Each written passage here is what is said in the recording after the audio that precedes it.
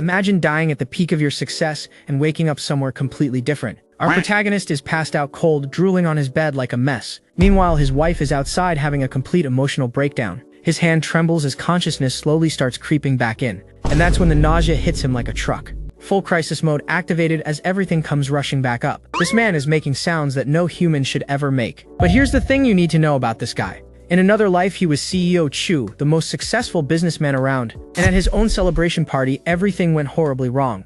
One moment of choking on his drink, and suddenly it was all over. But death wasn't the end for our protagonist. He wakes up screaming in a body that definitely isn't his, gasping for air, trying desperately to make sense of what just happened. Something about this place feels both familiar and completely wrong. He looks down at feet that don't feel like they belong to him. Where the hell is he and how did he even get here? And then the realization starts hitting him like a freight train. He's in the body of Chu Yufeng, and he's only 22 years old. The memories flood back. Marriage to Xiao Duo, his parents dying in a factory accident. Did he actually just get reborn back into his own past? And that's when he hears the sound of crying nearby. It's Xiao Duo, his wife, sobbing on the floor surrounded by broken glass.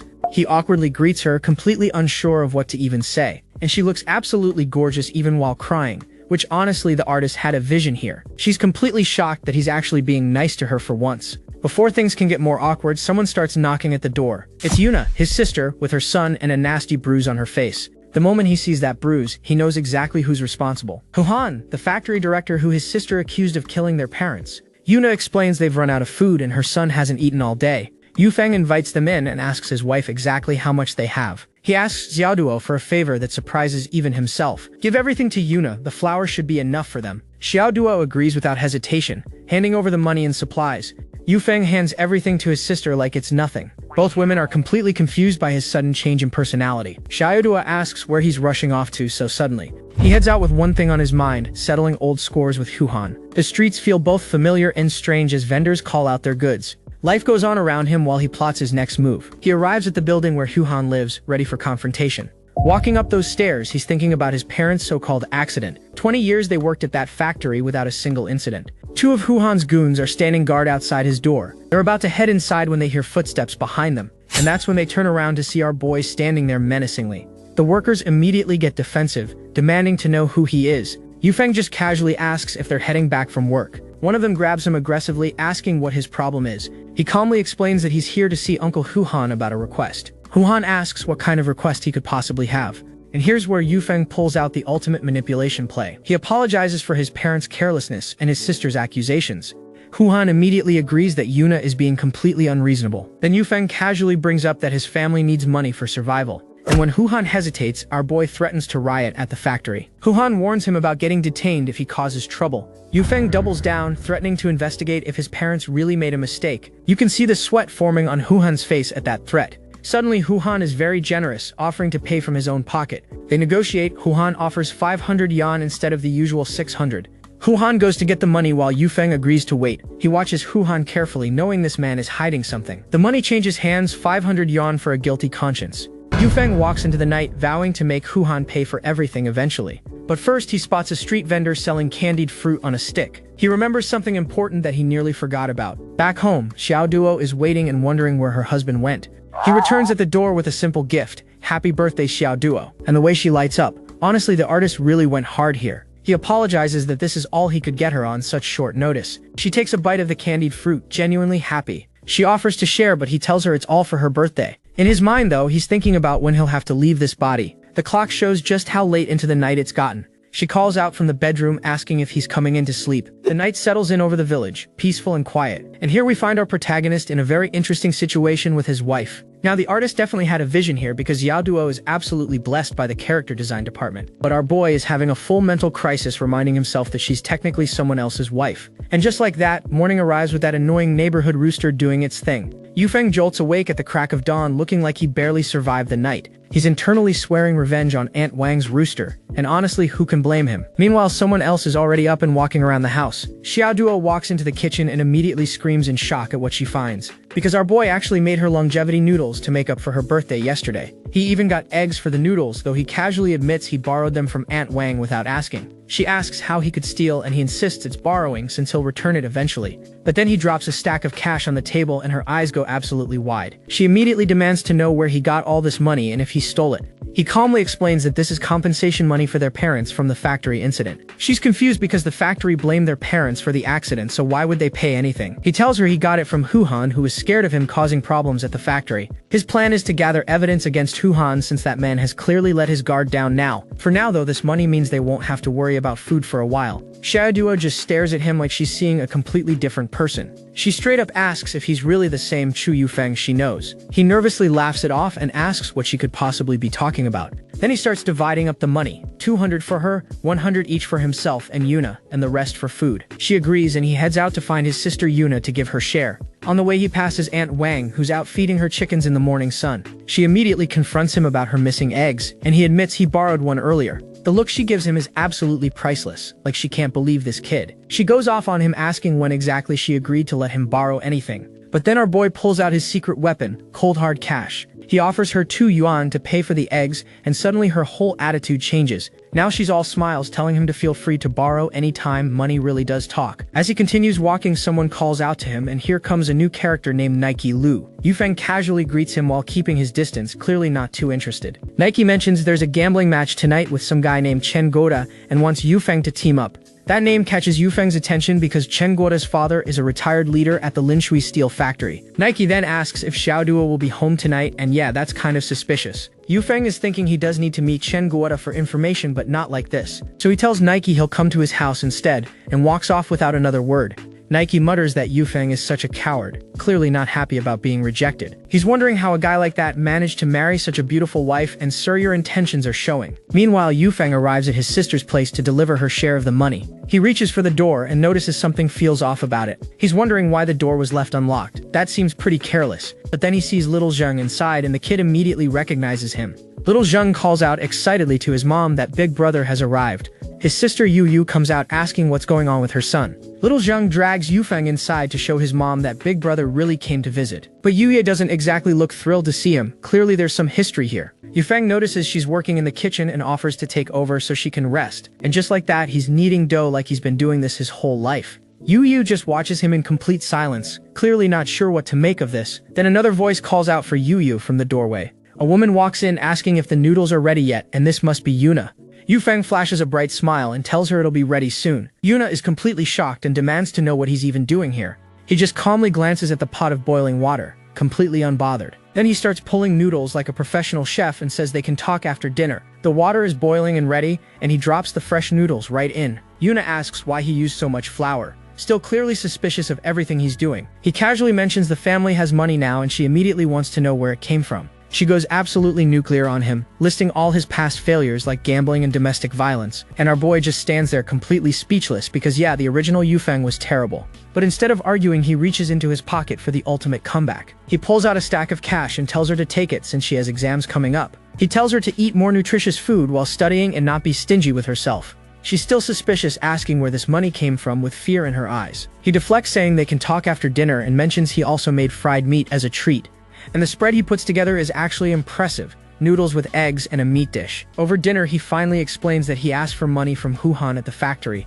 Both women freeze at that name. Clearly, Huhan has quite the reputation around here. The old clock ticks away as morning settles into the household, and that's when Yufeng drops the bombshell. Their parents' death wasn't an accident at all. Yu Yue is completely stunned and doesn't know what to say. He explains that Huhan bought faulty equipment and covered it up, and now he's going to gather the evidence to prove it. Because every equipment purchase leaves a paper trail, and once he finds those documents, Huhan is done for. Our boy declares that he's going to handle everything himself and clear their parents' names no matter what. Both sisters just stare at him in complete confusion because this is definitely not the Yufeng they remember. He gives little Zheng some pocket money for candy and tells Yuna to focus on her exams while he handles the tuition. Later that day, Yufeng is walking through town when he hears a vendor selling popsicles. He decides to treat himself and heads over to the popsicle cart. The vendor pulls out a popsicle from the icebox for him. Just 2 fen for a popsicle. Now that's a price you won't find in modern times. Yufeng sits down to enjoy it and thinks about how every era really does have its own charm. But then someone taps him on the shoulder and greets him by name.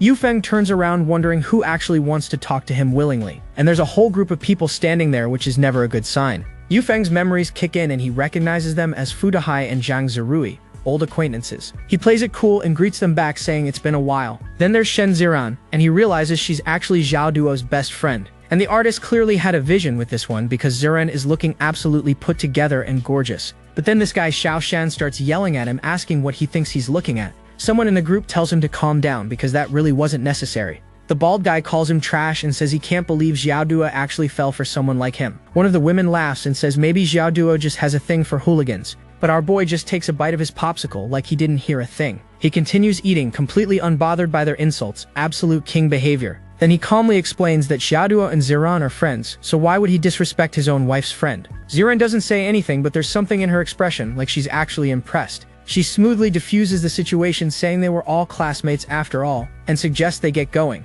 The group walks away while Yufeng watches them leave. And he's thinking that Hojia Shan doesn't have many good days left, which is definitely ominous. Yufeng continues on his way, groceries in hand like a responsible husband. But then he spots someone familiar in the distance near a building, and it's Yaoduo looking absolutely adorable in her pink dress, carrying a watermelon. She's completely caught off guard seeing him and covers her mouth in surprise. He walks up and casually asks if she's been eating ice cream too. She nervously admits it's been a long time since she treated herself, and she even bought him a watermelon. And Yufeng gives her the most genuine warm smile we've seen from him yet. He reaches over and gently pats her head, which honestly might be the cutest thing ever. He tells her they have money now and she can buy whatever she wants with more to come in the future. As they walk together, he offers to carry her stuff since she looks tired, but she insists she's fine. But our gentleman protagonist isn't having it and takes the watermelon anyway. Xiaoduo watches him in complete disbelief because this is not the husband she knew before. She quietly starts to call out his name, barely above a whisper. She finishes saying his name softly, her eyes closed like she's savoring this moment.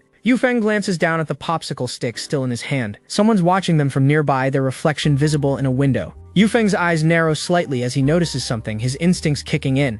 But he plays it cool and tells her to stop spacing out so they can head home already. Xiaoduo snaps out of it completely flustered because he just called it home. She hurries to catch up with him, her heart clearly racing. And the two of them walk home together under the afternoon sky, and honestly this is kind of adorable. So here's where things get interesting back at the household that night. Someone is banging on Yufeng's door with absolutely no chill whatsoever. And this guy Nike is out here demanding Yufeng come outside immediately. Yufeng asks what's going on as Nike drags him outside to talk privately. Turns out Nike lost money gambling this morning, and his wife went absolutely ballistic on him. But here's his brilliant plan. He knows the director's son named Chen Goda. Nike explains that Goda is basically a walking ATM who gets addicted to gambling easily. Our protagonist pushes him off and asks how much money Nike actually brought with him. Nike nervously admits he hasn't received his salary yet and wants to borrow money. Yufeng reminds him that Nike still owes him 3 yuan, and he only has 1 yuan himself. Nike's jaw drops because who goes gambling with just 1 yuan? Yufeng casually points out that Nike doesn't have any money either, so they're both broke. Our protagonist suggests maybe they should just try this another time instead. But Nike grabs his arm, insisting they're already here and he'll lend Yufeng money. Nike starts digging through his pockets while Yufeng watches with growing suspicion. And this guy straight up pickpocketed Yufeng's money from his wallet just now. The neighborhood dogs are barking as they arrive at their destination under the moonlight. An older man with a dog greets them at the entrance to Chen Goda's place. Goda welcomes them inside and invites both Yufeng and Nike to come in. Nike asks why they came all this way, and Goda explains he's been helping his grandfather. Nike's eyes light up, asking about this new gambling game he heard about. Goda invites them to sit down at the table and says he'll teach them how to play. He explains the rules with a single deck where 3 cards stay face down on the table. Goda says the game is super fun because 2 players can team up against the landlord. He continues explaining that either peasant winning counts as a victory for both of them. And Yufeng immediately recognizes this game as fighting the landlord, a classic card game. Goda shuffles the cards and announces he'll be the landlord for the first round. Fast forward, and someone is celebrating winning yet another round against them. Goda slams down a pair of 7s while announcing his hand with confidence. Nike manages to counter with a double, and Goda looks annoyingly pleased about something. Our protagonist calmly plays a pair of 8s to beat their previous cards. Nike and Goda both pass immediately because apparently their hands are completely trash. Someone slams down a pair of 10s to take control of the round. And once again, Goda wins the round while fake apologizing about his incredible luck. Goda throws down a pair of 6s and announces he's doubling the stakes again. Yufeng counters with a pair of kings, and the energy at the table shifts completely. Nike gets way too excited and dramatically throws his cards down for his turn. He slams down a pair of aces, thinking he just made a genius play. But then Nike realizes he just attacked his own teammate instead of the landlord. Goda passes and asks if they're really going that big with their bets. Nike sighs that he's out of pairs and can only play singles now, starting with a 3. Gota casually drops a jack and asks if everyone else is passing on this one. Everyone passes and Gota wins yet another round with that smug look on his face. Nike gives him a thumbs up, calling him amazing while being completely oblivious to what's happening.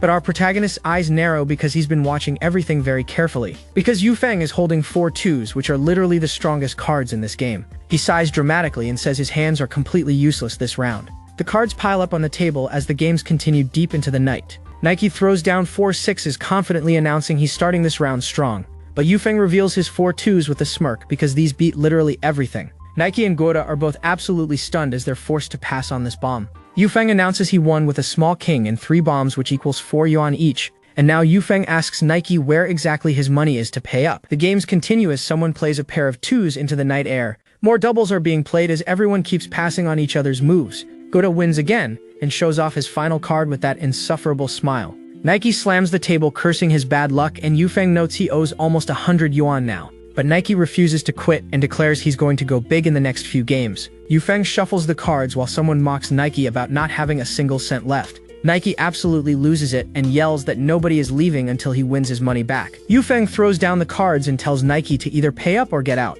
Then Yufeng gets in Nike's face and warns him about bothering his wife again.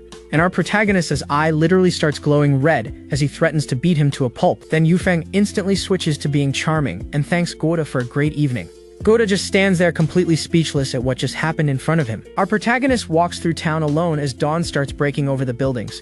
He's thinking that Gota's father is a retired factory director with powerful connections. The traditional architecture of their home comes into view in the morning light. Yufeng collapses onto his bed completely exhausted from the long night of gambling. He hears Nike's wife screaming at him next door about losing all their money again. Yufeng lets out a long sigh as he settles into bed, ignoring all the drama. Later that day, our protagonist heads to the Wuwei tea house to gather information. Yufeng orders some tea, which only costs 5 fen at this humble establishment. The tea is poured into a small cup as he settles in to listen to the locals. And that's when he overhears something interesting about the Liu family's eldest son leaving town. The locals are gossiping about how the guy just resigned from his job out of nowhere. Yufeng realizes the 80s is a crucial period when many millionaires started their empires. He contemplates that if he were to somehow return to the year 2020, it would be an absolute waste to let this golden opportunity slip through his fingers. We're back at the Wuwei tea house where Yufeng is still processing everything, and our protagonist decides to just forget all that and focus on what he can control right now. That determined look in his golden eyes means he's made up his mind about something big. His plan is simple: finish dealing with Huhan's situation and then find his way back home. But before he can think too hard about it, someone pulls up on a motorcycle like a total boss. Yufeng spots who it is and realizes today's key player just arrived right on time. It's Chen Guoda's father, and he's surprised to see Yufeng calling out to him. Chen mentions he just finished harvesting and is totally exhausted from all the work. Yufeng seizes the opportunity and invites him to dinner as an apology for last night's card game chaos. Chen waves it off like it's no big deal, clearly not holding any grudges about what happened. And where does Yufeng take him? The State Hotel restaurant, which is like the fancy spot in town. They sit down at a nice round table and a waitress comes over to take their order. Yufeng opens the menu and his eyes go absolutely wide at what he sees inside. These prices are insanely cheap by his future standards, like premium vodka for only 7 yuan. So naturally, he orders a whole feast and Chen thinks he's being way too generous with the spending. Yufeng insists they should eat freely since it's his first proper meal with brother Chen after all. But here's where things get awkward because some new guests walk in talking about the restaurant. Chen notices something and turns around to see who just walked in behind them. And wouldn't you know it, it's Huhan's son pointing at Yufeng and accusing him of squandering money. But Yufeng just keeps eating like he didn't hear a single word, completely unbothered. This guy starts yelling that Yufeng is trash and that Zhao Duo doesn't even have food to eat at home. The woman with him announces she's lost her appetite and they should go somewhere else instead. The whole group storms out in a huff, clearly pissed that Yufeng didn't even react to them. Chen asks if Yufeng has some kind of grudge with Huhan's son from back in the day. Yufeng explains they were classmates and had some conflicts, keeping the details vague. Then Chen casually mentions he noticed Yufeng was letting him win during yesterday's card game. So Yufeng flips the script and asks if Chen has beef with Huhan since he seemed upset earlier. And that question opens up a whole can of worms that Yufeng was clearly fishing for. Turns out during the factory director election, Huhan voted for someone else and cost Chen the position. Chen's father was the director of Huhan's workshop before retiring, which makes this betrayal even worse. Chen slams his fist on the table, calling Huhan a traitor, clearly still furious about it. Yufeng smoothly calms him down by pouring more wine, keeping the conversation flowing nicely. He asks about Zhu Changjiang, the guy who won that election with Huhan's crucial vote. The wineglass gets filled as Chen prepares to spill more tea about this whole situation. Chen scoffs, saying the guy just has connections to a foreign supplier, nothing special about him really. Yufeng suggests Chen should consider going into business instead of staying at that broken factory. Chen mentions a friend who made over 100,000 yuan in Shanghai selling electrical appliances. 100,000 yuan, that's millionaire status in this era, and Chen is clearly dreaming about it. Yufeng gives him an encouraging thumbs up while plotting something in that time traveler brain of his. Then he brings up the factory's upcoming heatstroke prevention fee, asking if the amount is significant. Yufeng proposes distributing Chen's grandfather's harvested fruits to workers as heatstroke prevention benefits. Chen immediately panics and waves his hand, saying absolutely not to that dangerous idea. He's terrified someone might write a report letter to his grandfather if things go wrong. But Yufeng hits him with the classic line that Chen's grandfather is basically his grandfather too now. Chen is so confused right now with question marks literally floating around his head. Yufeng explains the scheme. Just change the middleman so he provides the fruits under Chen's identity. Chen's mind is blown and he admits he never would have thought of something this clever. After dinner they walk out and Yufeng offers to take Chen home on the motorcycle. Chen is surprised this guy even knows how to ride a motorcycle, but Yufeng plays it cool. They ride off into the night with Chen complimenting his riding skills under the starry sky. Yufeng finally makes it home late and figures Yao Duo must already be asleep by now. But when he opens the door, she's right there waiting for him, and the artist clearly had a vision. The moon hangs in the sky as this moment gets unexpectedly tense between them. Yufeng asks why she's still awake, but Xiaoduo just stares at him in complete silence. He apologizes for being late with that nervous energy that says he knows he messed up, and she's looking at him different now, like she's trying to figure out who this man really is. Earlier that day, a neighbor gave her an earful about her mother being hospitalized and in a coma. But Xiaoduo can't help noticing that Yufeng seems genuinely different than he was before somehow. The neighbor had told her that leopards don't change their spots, especially gambling wife beaters. Yufeng notices something's bothering her and asks what's wrong with genuine concern in his voice. Xiaoduo takes a deep breath like she's made some kind of important decision about something. She steps closer to him and the tension in the room just went up about 10 levels. And then she throws herself at him, calling his name as she presses against his chest. She tells him he can do whatever he wants tonight, and okay, this is definitely happening now. The artist is definitely going all in on this scene with that suggestive framing right there. But our protagonist's face shows pure panic instead of excitement because this complicates everything. The clock on the wall ticks as we skip forward to see how he handled this situation, and he's lying on a mat on the floor alone, clearly having rejected her advances completely. He whispers her name as he thinks about what this all means for his situation here. Earlier he told her he wasn't feeling well and needed a walk, which is the oldest excuse ever. He's out here splashing cold water on his head trying to calm down and stay focused. He reminds himself that he's the one going back to the future, so he can't get attached here. Morning comes and the rooster crows as a new day begins in this 1980s timeline. Xiaoduo is already in the courtyard, having made some kind of decision overnight herself. She announces she's leaving, and the weight of those words hangs heavy in the morning air. She whispers Yufeng's name one last time as she turns to walk away from him. If only he had changed a little earlier, she says, she wouldn't have had to wait so long.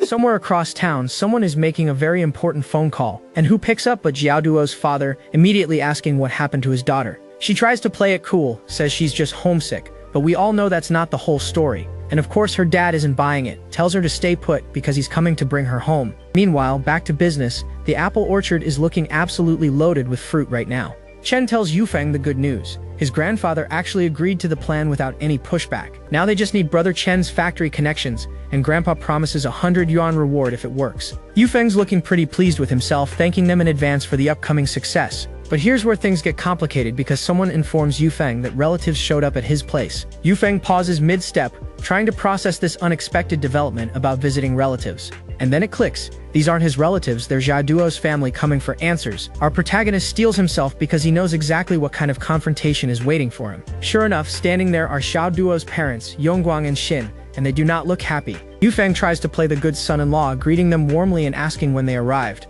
But the father's expression says everything. This man did not come here for pleasantries. Yufeng offers to cook them food, still trying to defuse the situation before it explodes. And that's when a hand comes flying through the air at full speed. The father absolutely decks him with a slap, declaring this one is for his daughter. He demands to know how much Yufeng has tortured his daughter all this time. Xiaoduo calls out to her father, trying to intervene in this escalating situation. But Yufeng just stands there in silence, accepting the hit without any protest whatsoever. The father winds up for another slap, saying this one is from him personally, while Xiaoduo begs him to stop. The tension in that courtyard is thick enough to cut with a knife right now. Xiaoduo rushes over to check on him, asking if he's alright after that beating. And here's where it gets real. Yufeng admits he deserved it, says he disappointed her in the past, With his face still stinging from the slaps, he apologizes to her sincerely. But the father isn't done. He demands they divorce immediately. No more of this act. Even a random neighbor comments that he doesn't understand what youngsters are thinking these days. And wouldn't you know it, the father came prepared with divorce papers already filled out. So now they're heading to the government office to make this official. The sunset feels ominous. All four of them stand outside the civil affairs building, about to end a marriage, but Xiaodua asks her mom for time, says she needs to talk to Yufeng first. She tries to return the money he gave her before, says there's still 285 yuan left, but he pushes her hand away, refusing to take even a single yuan back from her. He tells her to keep it, says he owes her too much to take anything from her now. Then he adds something cryptic: if he ever becomes his old self again, she must cut all ties. Xiaodua looks confused, asking what he could possibly mean by that strange warning.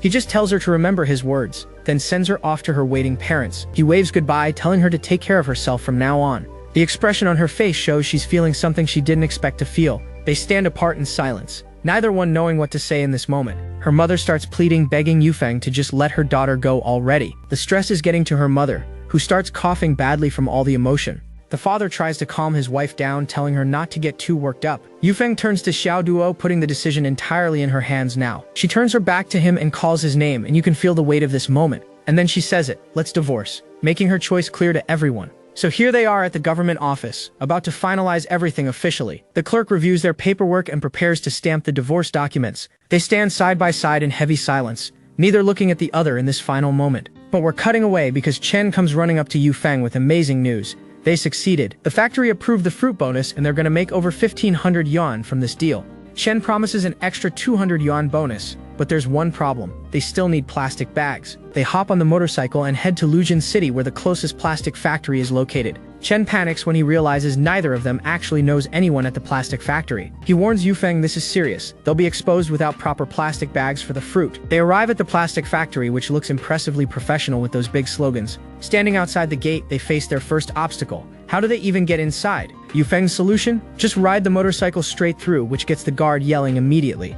They screech to a halt inside the factory compound, already committed to this chaotic plan. Yufeng smooth talks the guard, claiming he needs the factory owner urgently because all the hotlines were unreachable, and the guard actually buys it, asks if they're looking for Mr. Li. Yufeng confirms and gets the location: 3rd floor, first room on the left. They speed off before the guard can ask any more questions, leaving him completely confused. Chen is freaking out because they're inside, but they don't even know the factory owner. They find Mr. Li's office on the 3rd floor, exactly where the guard said it would be. They knock, and Mr. Li casually tells them to come in, not knowing what's about to happen. Mr. Li looks up from his coffee, asking who these two strangers barging into his office are. Yufeng introduces himself as the CEO of Goda Fruits, completely making up a company on the spot. Mr. Li is understandably suspicious, asking how they even got inside the factory. Yufeng spins a story about passing through and wanting plastic bags for their fruit export business. Mr. Li considers the pitch, mulling over this claim about fruit exporters needing his product, but then he dismisses them, pointing out that plastic industry has nothing to do with fruits,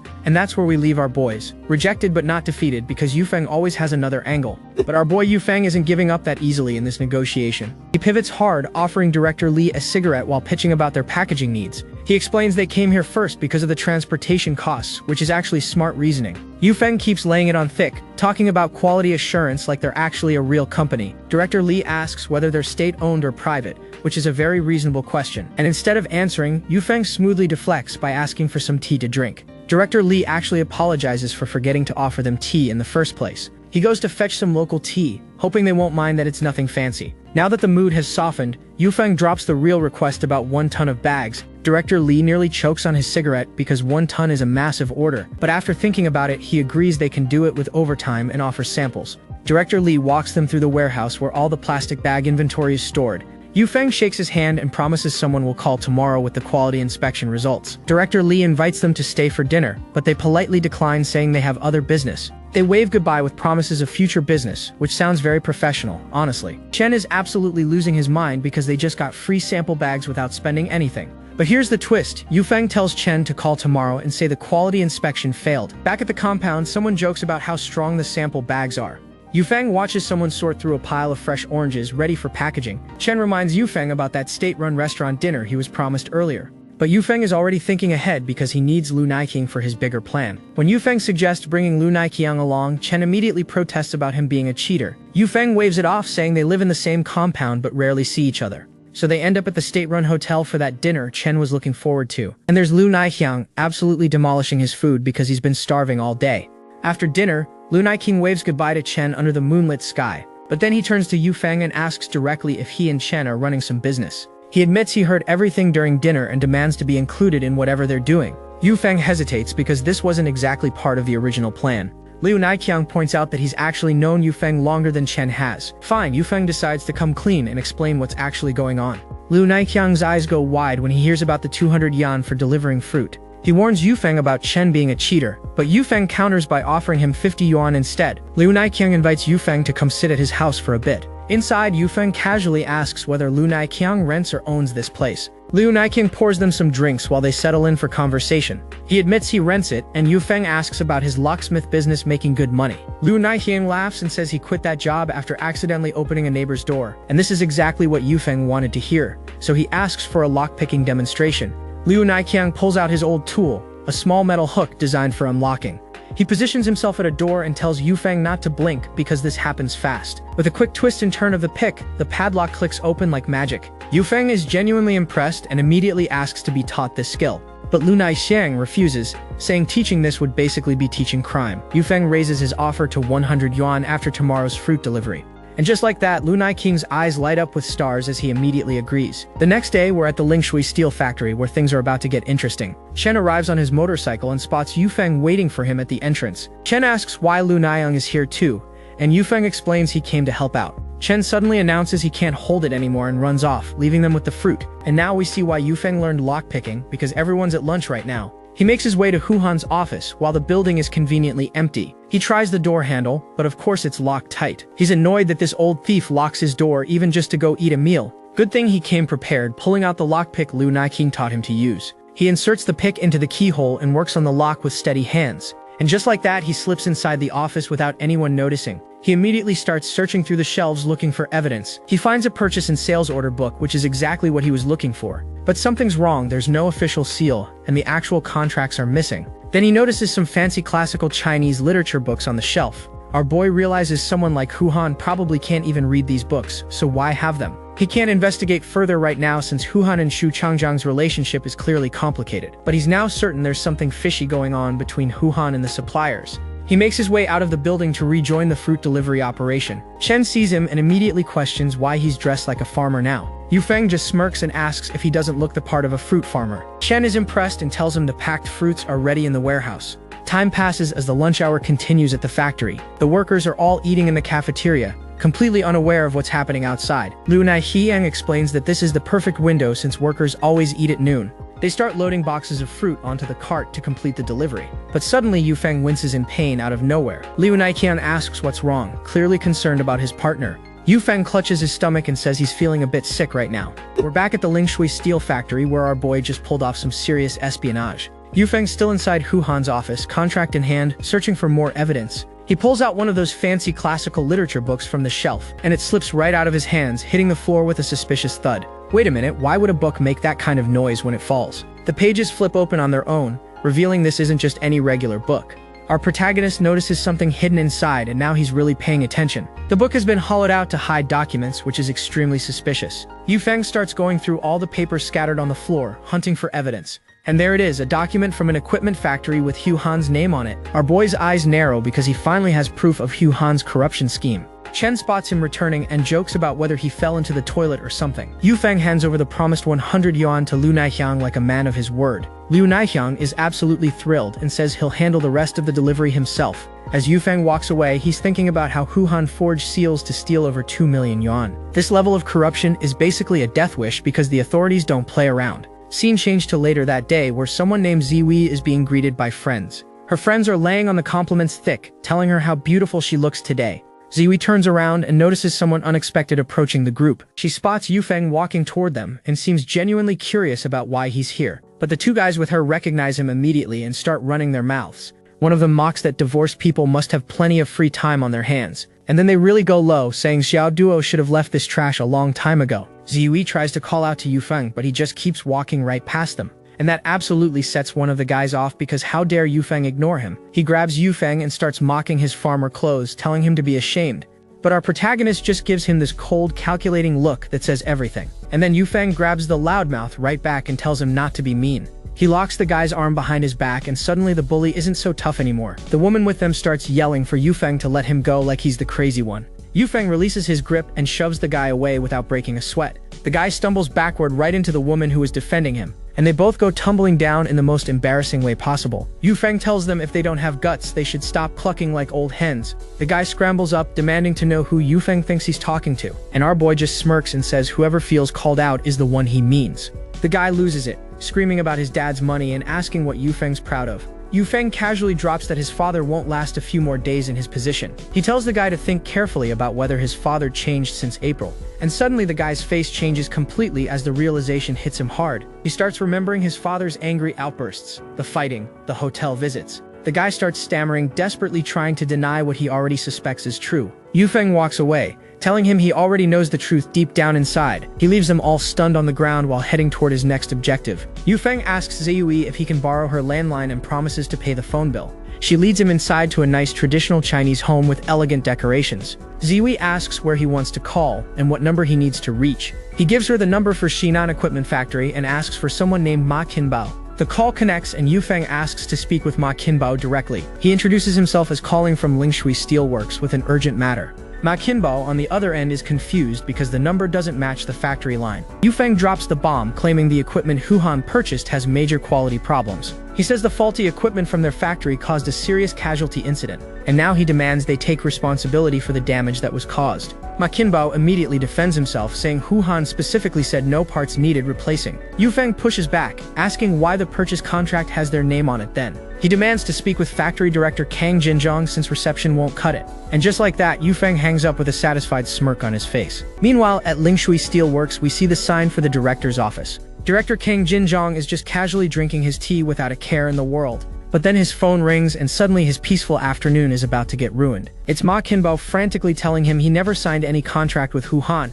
Director Kang asks him to slow down and explain what exactly is happening here. Ma Qinbao yells that there was no purchase contract with Huhan in April, May, or June. Director Kang is absolutely stunned because that means 3 months of fake contracts, and someone just called demanding his factory take responsibility for casualties too. Kang immediately asks what phone number called because something doesn't add up here. He realizes the number wasn't from the factory, meaning someone external reported this. April through June are peak purchase months with amounts over 3 million yuan total. If Huhan faked the purchases, then what did he actually buy with all that money? And then the horrible realization hits him about that couple who died in the workshop. Director Kang's feet hit the ground as he springs into action immediately. He rushes across his office to grab the phone and make an urgent call. He orders all equipment in the second workshop stopped immediately without telling Huhan. Back at Ziyui's place, someone's finger presses the phone buttons to make another call. Yufeng stands there confidently with Ziyui, saying it should be happening any moment now. The phone starts ringing, and our boy knows his plan is coming together perfectly. Director Kang is holding the contracts and his hands are literally shaking. Because right there on those documents is Huhan's signature, and that's all the proof they need. Director Kang reaches over and pats Yufeng on the shoulder with genuine respect. He asks for our boy's name, and Yufeng introduces himself properly for the first time. But here's the thing, Yufeng deflects all the credit and says Director Kang did everything himself. Now let's rewind a bit to see how we got here in the first place. 2 officers in uniform show up at the factory looking for Director Kang, and Kang is already on the phone telling them he has all the evidence against Huhan. The person on the other end immediately wants to hear everything. Yufeng explains that Huhan forged contracts with Shinan and scammed over 3 million yuan. But wait, there's more, because he also signed contracts with another company for the same parts. Director Kang confirms the evidence is ready and says he's coming to get it immediately. But Yufeng has one more condition. He wants Kang to report this to the police himself. And with that, the call ends and the plan is officially in motion. Director Kang is thinking this young man sounds incredibly smart for his age. Meanwhile, Yufeng knows it'll be more effective if Kang reports with his official position. Ziyui has been standing there silently, taking in everything she just witnessed. She's wondering what kind of person can casually call the factory director about something this serious. Director Kang rushes outside and demands they get the car ready immediately. And the car speeds off like they're racing against time itself. Back at Ziyui's place, there's a knock at the door and Yufeng perks up. He walks over to answer it, knowing exactly who it is. Director Kang opens the door and freezes when he sees who's standing there. Wait, isn't this the son of those workers who died in the factory accident? Yufeng welcomes him inside and hands over the evidence without any hesitation. Officer Zhao asks what exactly happened that had everyone so worked up on the phone. There's a moment of silence as everyone processes the gravity of the situation. Director Kang realizes that Yufeng planned to give him all the credit from the very beginning. He shows the document to Officer Zhao and tells him to take a good look. Kang explains that these sales contracts prove Hu Han has been scamming money from the country. And it's not just about money either, because 2 people died because of his corruption. Kang nudges Yufeng forward to explain the details since he knows them best. The clock on the wall shows time passing as the explanation goes on. Yufeng lays out everything to the officer with meticulous detail. The officer asks Director Kang if everything Yufeng just said is actually true. The officer wants to know if Hu Han is aware that he's been exposed yet. Yufeng suggests they search the factory and his house and secure his family first. The officer is shocked because how does this kid know exactly what he was worried about? Officer Zhao agrees to send forces immediately and asks Director Kang to come along. Meanwhile, back at the Lingshui steel factory, things are about to get interesting. Hu Han is casually pouring himself some tea without a care in the world. But then something catches his eye and his whole demeanor shifts. His eyes go wide with horror as he realizes something is very wrong. The book on his shelf has been moved, and he knows exactly what was hidden there. His cup goes flying as he scrambles to check his hiding spot. And just like that, he confirms his worst nightmare. The contracts are gone. He starts thinking back to earlier, remembering someone dressed like a farmer in the canteen. That guy didn't look like a factory worker at all, and now he's trying to remember where he's seen him. And then it hits him like a truck. That was Chu Yufeng, the son of those workers. The scene shifts to evening as someone knocks on a traditional house door. A young man opens the door excitedly and calls out to his big brother. Inside, we see Yuna studying with her classmates Lin Xiang and Lin Nan. Yuna asks why her brother came by, and he casually says he was just passing through. He reminds Yuna that her exams are coming up soon, being a good big brother. Yuna confirms with a simple yes while her classmate watches the interaction. But then Yufeng says he has something important to tell them in private. The classmates take the hint and say they'll head out and come back tomorrow. One of them tugs at the other impatiently, urging them to hurry up. As they leave, they gossip about Yufeng probably needing money again, which honestly is rude. Yufeng gathers his siblings together, calling Yuna, Yu and Yuzheng by name. He announces that he's officially solved the Hu Han problem once and for all. But before they can celebrate, his sister spots something and screams that it's Hu Han. Yufeng whips around with a deadly serious expression on his face, and there in the doorway stands Hu Han like a villain with glowing red eyes, laughing menacingly. Yufeng immediately tells his siblings to get inside while he handles this. Hu Han confirms it's really him and calls Yufeng a brat with pure venom in his voice. He lunges at Yufeng, demanding his things back like a man possessed. But our boy catches him mid-attack without even breaking a sweat. Yufeng's hand moves with lightning speed to counter the attack, and in one smooth motion he has Hu Han pinned and screaming about his arm. Yufeng smirks and asks which contract he wants back, the Shinan one or the Sikh one. Hu Han demands he hand over the contract right now while completely at his mercy. And Yufeng just looks down at him with that menacing gaze, telling him he doesn't understand his situation. Hu Han is screaming in agony because our boy Yufeng is not playing around tonight. And before Hu Han can even process what's happening, Yufeng delivers another devastating blow. He stomps down on Hu Han like he's taking out the trash, which honestly he kind of is. And then Yufeng casually reaches for a bottle on the table like he's got all the time in the world. He shatters it against the ground, and now things just got a whole lot more dangerous. The sisters are watching this unfold with pure shock on their faces, not knowing what their brother is capable of. Yufeng presses the broken bottle against Hu Han's throat and asks if he finally understands his situation now. And Hu Han can barely even get a word out because he's trembling so hard he might pass out. He screams yes with pure terror in his eyes, finally showing some self-preservation instincts. But Yufeng responds by slapping him across the face so hard it echoes through the room. Hu Han goes flying and crashes into the floor like a rag doll, completely at Yufeng's mercy. He's trembling on the ground trying to speak, but fear has completely taken over his body. Yufeng stands over him with cold eyes and mocks him, asking if he really thinks he understands his situation.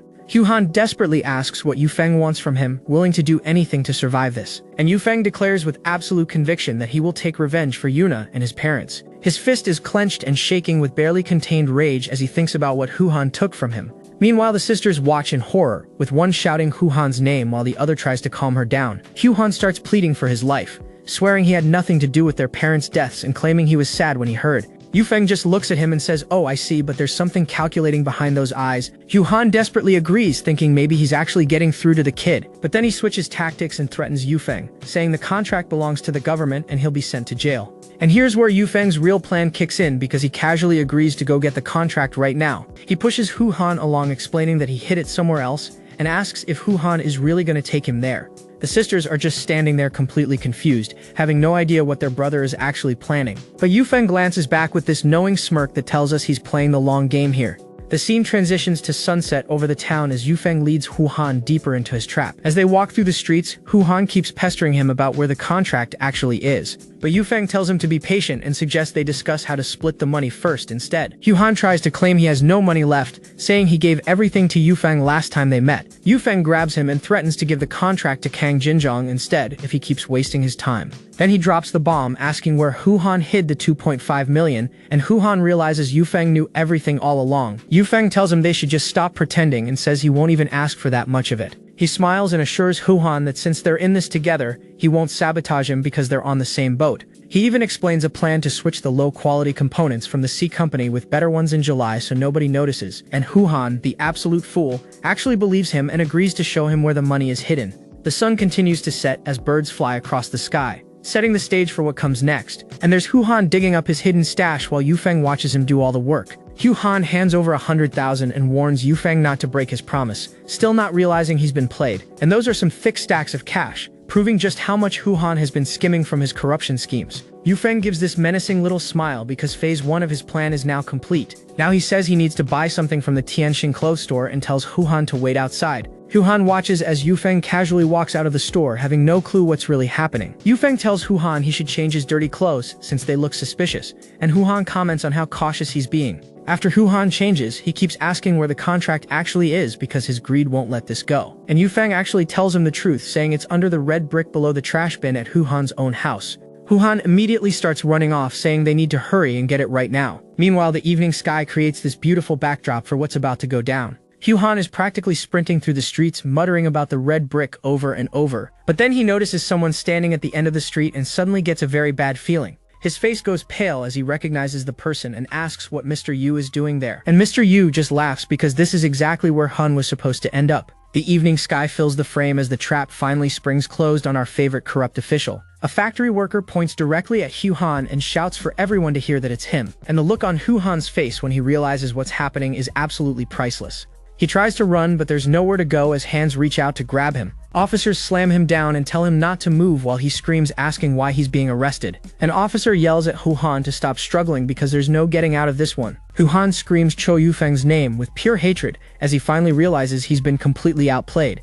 And Yufeng just watches from a distance with that signature smirk of absolute satisfaction. But then the officer's eye twitches as something clicks in his head about what just happened. He realizes Yufeng made Huhan change clothes and followed from far behind so nobody would notice they went to the grave together. This whole thing was planned from the moment Yufeng asked for that 500 yuan compensation back at the beginning. Huhan keeps screaming for them to let him go, but nobody's listening to a word he says.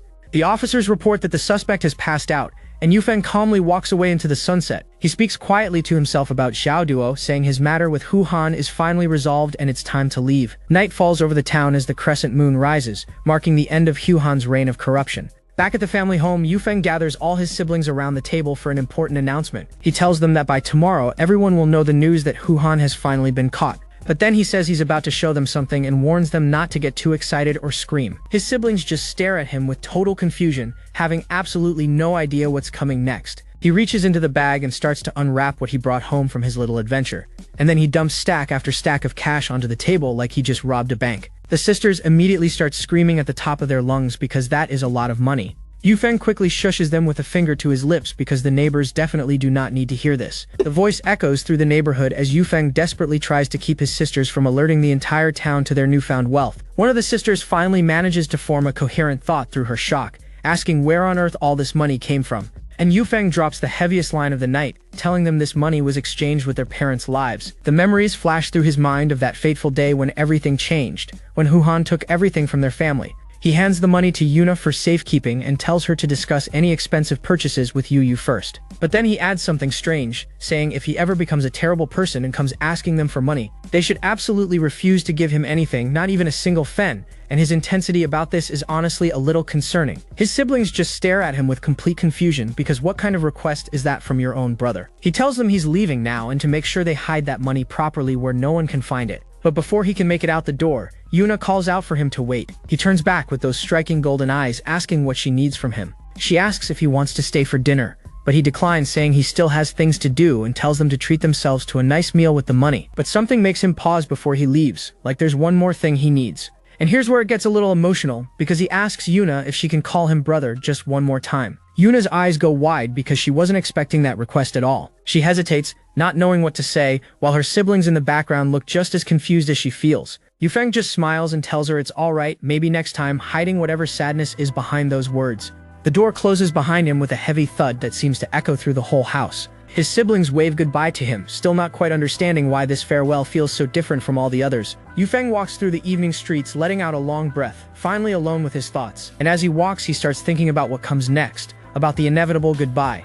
Because here's the thing, there might not be a next time for anything since he's leaving this place soon. He makes his way to the Chenki braised meat shop before they close for the night. He thanks the boss as he leaves with his purchase, having barely made it before closing time. And what did our boy buy? 2 bottles of rice wine, because apparently tonight is the night for drinking. Not just any rice wine either, but the high alcohol percentage kind, which tells you exactly what kind of night he's planning. He finds a quiet spot on a rooftop as the last light fades from the sky. And then our protagonist does what anyone would do after successfully taking down a corrupt official. He gets absolutely wasted.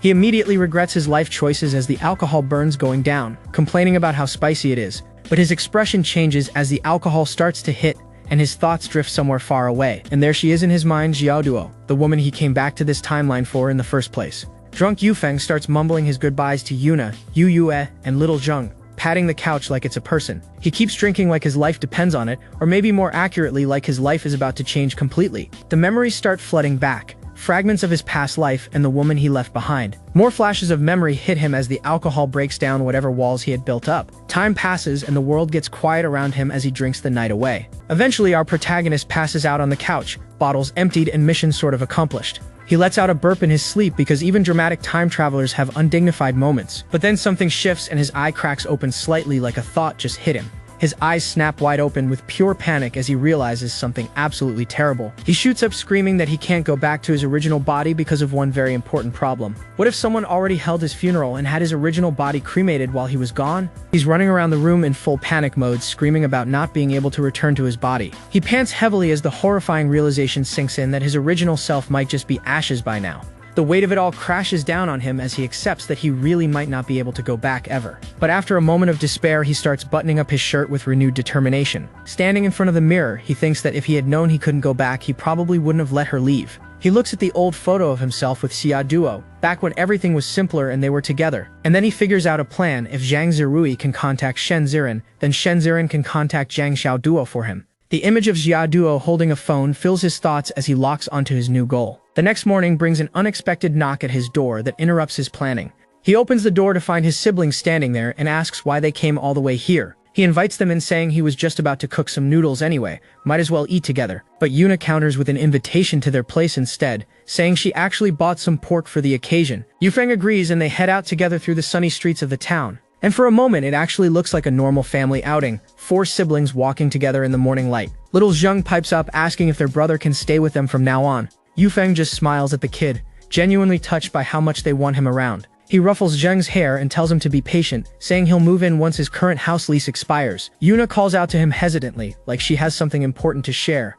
He looks back at her asking what's on her mind. Turns out the news about Hu Han has spread through all of Linshui City, and several of his relatives who were involved got arrested too. Yufeng says he expected this and confidently predicts that Hu Han will probably receive the death penalty for his crimes. Yu Yu and Little Zheng celebrate loudly, shouting about karma and how he got exactly what he deserved. The family walks off into the distance, laughing together as they praise Little Zheng for knowing so many fancy idioms now. But somewhere else in town, someone is frantically calling out for Zirui over and over again. A young woman named Zirui comes out asking what all the fuss is about. A desperate woman screams at her to help them, her face twisted with fear. She grabs Zirui's hands, begging for help, saying they're friends with Yufeng through Dahai and need someone to beg for mercy on their behalf. A guy named Dahai shows up behind them, asking what exactly happened here. A bald man tells everyone to calm down so they can explain the situation properly. He explains that Zhao Shan's dad got arrested along with Xiao Shan himself, and they think Yufeng was the one who reported them. Dahai asks the obvious question, why would they be afraid if they weren't involved in anything illegal? And then it hits them as they remember that day when they argued with Yufeng and tried to snatch the evidence from his hands. The desperate pleas echo through the building as they beg Dahai and Zirui for help. Dahai thinks about it and figures the best move is to just go ask Yufeng directly if he was the one who reported them. And the bald guy is already urging everyone to move because time is not on their side right now. So the whole group sets off through town to find our protagonist and hopefully clear things up. Meanwhile, at his siblings' place, Yufeng is having the most wholesome afternoon possible with his family doing chores together. Our boy emerges from the kitchen with a whole spread ready, reminding everyone to wash their hands before eating like a proper older brother. And would you look at that feast, homeboy really went all out with multiple dishes that look absolutely incredible. Little Zheng is absolutely loving it, declaring the food delicious while Yufeng watches his little brother eat with the proudest smile. But then someone starts knocking at the door, and Yufeng pauses mid-bite wondering who that could be. He gets up to answer it, not expecting what's about to be on the other side of that door. He opens it to find Dahai standing there with a way too friendly greeting, and Yufeng immediately recognizes him. Yufeng jokes and asks if he showed up because he could smell the food from outside, still holding his chicken leg. But it's not just Dahai, there's a whole squad behind him including Zerui, the bald guy, and that woman from before, all greeting him nervously. Yufeng's expression shifts to genuine surprise because he definitely was not expecting this many visitors at once. He's thinking to himself, did they all show up to form a 5-person team for a mobile game or something? But being the gracious host he is, Yufeng invites them all inside and asks if they've had anything to eat yet. He even calls out to little Zheng to prepare extra utensils for their unexpected guests. Being a perfect host about the whole thing, the bald guy quickly waves him off, saying there's no need because they already ate, clearly wanting to get to the real reason they're here. He explains that they actually came to discuss some things and resolve certain misunderstandings between them. Yufeng just keeps eating his chicken leg casually and asks what misunderstanding they're even talking about, playing it completely cool. There's an awkward moment where the bald guy and Dahai exchange nervous glances, neither wanting to be the one to bring it up. Dahai finally clears his throat and asks the million-dollar question. Did Yufeng report Man and Lu Liang to the police? And Yufeng just casually says he hasn't done it yet, he was planning to report them after he finished eating his meal. The bald guy and Man's jaws hit the floor at this bombshell, absolutely horrified by how casually he just said that. Someone frantically pinches Dahai's shirt, trying to signal him to do something before Yufeng destroys their lives. Dahai gets the message and pleads that they're not even related to Hu Han's scandal, asking if Yufeng really has to be so merciless about this. Meanwhile, Zerui seems content in the background, probably relieved she's not the one on Yufeng's bad side right now. As the sun sets outside, the tension inside the room continues to build, with everyone's fate hanging in the balance. The bald guy and Man are literally putting their hands together in prayer, begging Yufeng to show them mercy. Yufeng considers their argument for a moment and then casually agrees that yeah, what they're saying actually makes sense. Man's eyes light up with hope as she asks if this means he won't be going to the police station to report them anymore. Yufeng just gives a simple yep, and behind him the bald guy and Man absolutely lose it with joy and relief. Dahai throws an arm around Yufeng, laughing, saying he knew it. Yufeng isn't the type of person to be merciless like that. Later that evening, the scene shifts to something more peaceful as someone works on their studies. Yuna is deep in concentration, working through practice problems while Yufeng watches over her progress like a dutiful tutor. He points out that she made a mistake on one of the questions, and she asks if she really did. Yufeng sits down and explains that she needs to change her way of thinking for these types of questions, then shows her how. And the solution he writes out is absolutely wild, full of complex equations that would make most people's heads spin. Yuna is completely blown away by how effortlessly her brother just solved that, while Yufeng smiles knowing exactly what he's doing. Night falls over the town and someone asks if their brother won't be going back to his own place today. Yufeng confirms he's staying, saying he'll help Yuna prepare for her exams and will be around for the meantime. He thinks to himself that he originally planned to start a business in Zihai City where Xiao Duo is, but he'll wait until Yuna finishes her exams first. The siblings take care of him too, offering him warm water to soak his feet after a long day, and our boy just melts into relaxation, sighing about how comfortable this feels as the warm water soothes his tired feet. He thinks to himself that this right here, this must be what the feeling of home is supposed to be like. And so the days pass with Yufeng cooking meals, tutoring Yuna, and helping out around the house like the best big brother ever. Then the big day arrives, and of course it has to rain because the universe loves dramatic timing. The exam hall is surrounded by nervous students and their families, all huddled under umbrellas in the downpour. Yuna tells her brother to head home quickly since the rain is coming down so hard, not wanting him to get soaked. But Yufeng isn't leaving without giving her a proper send-off, shouting at the top of his lungs for Yuna to do her best. Yuna immediately turns red with embarrassment, telling him to be quiet because literally everyone around them is staring now. But Yufeng just grins with pure pride, not caring one bit about the attention because that's his little sister in there. He thinks to himself that Yuna is finally going to take her exams, and he's confident she'll do great. And that means it's almost time for him to prepare for his departure to Zihai City in just a few days. Time passes and the rain clears, leaving behind bright blue skies over the little town. Yufeng is walking through the market when something catches his attention and makes him stop. He absent-mindedly reaches over and cracks open a vegetable at a vendor's stall without even thinking about it. The vendor immediately gets mad, asking why he's destroying his vegetables, and Yufeng apologizes, saying he'll buy it. And then it hits him like a truck as he starts running, a realization that changes everything. He completely forgot this world is different from his original timeline, and it's not easy to spend money quickly in this era, especially in a small town like Linshui City. He realizes that if the police calculate the seized money and notice the sum doesn't match up, they'll start a large-scale investigation. Even though he contributed so much to cracking the case, they'll still have to investigate him if suspicions arise about that missing money. He bursts through the door and immediately tells Yuye to take out all the money they have right now. Yuye looks confused and asks her brother what's going on to make him act like this. He admits he thought too simply about this, and they need to return the money immediately, but reassures her not to worry because they can still save themselves. As evening approaches, Yufeng puts his plan into motion to fix this problem before it's too late. He dons a farmer's hat to disguise himself as he prepares to move without being recognized, and so our protagonist sets off into the sunset, racing against time to get that money back where it belongs. Meanwhile, at the police station, an officer asks about the case and learns there's 100,000 yuan missing, with Hu Han claiming Yufeng stole it. Officer Zhao isn't buying it for a second, asking how that's even possible when Yufeng helped so much with cracking the case. Why would he sabotage himself? But a shadowy figure reminds him that rules are rules, and 100,000 yuan missing is still 100,000 yuan missing. The sun sets over the city as events continue to unfold at the police station. Back at the station, an officer reports that Hu Han's claims are putting Yufeng at a serious disadvantage, and worse, they investigated and confirmed the two did meet before the arrest. The verdict comes down hard as they decide that Yufeng is too suspicious and needs to be brought in for interrogation immediately. But Director Kang isn't about to let this slide without doing something about it. He reaches out and grabs Officer Zhao, asking if he can at least see Yufeng first before they drag him in.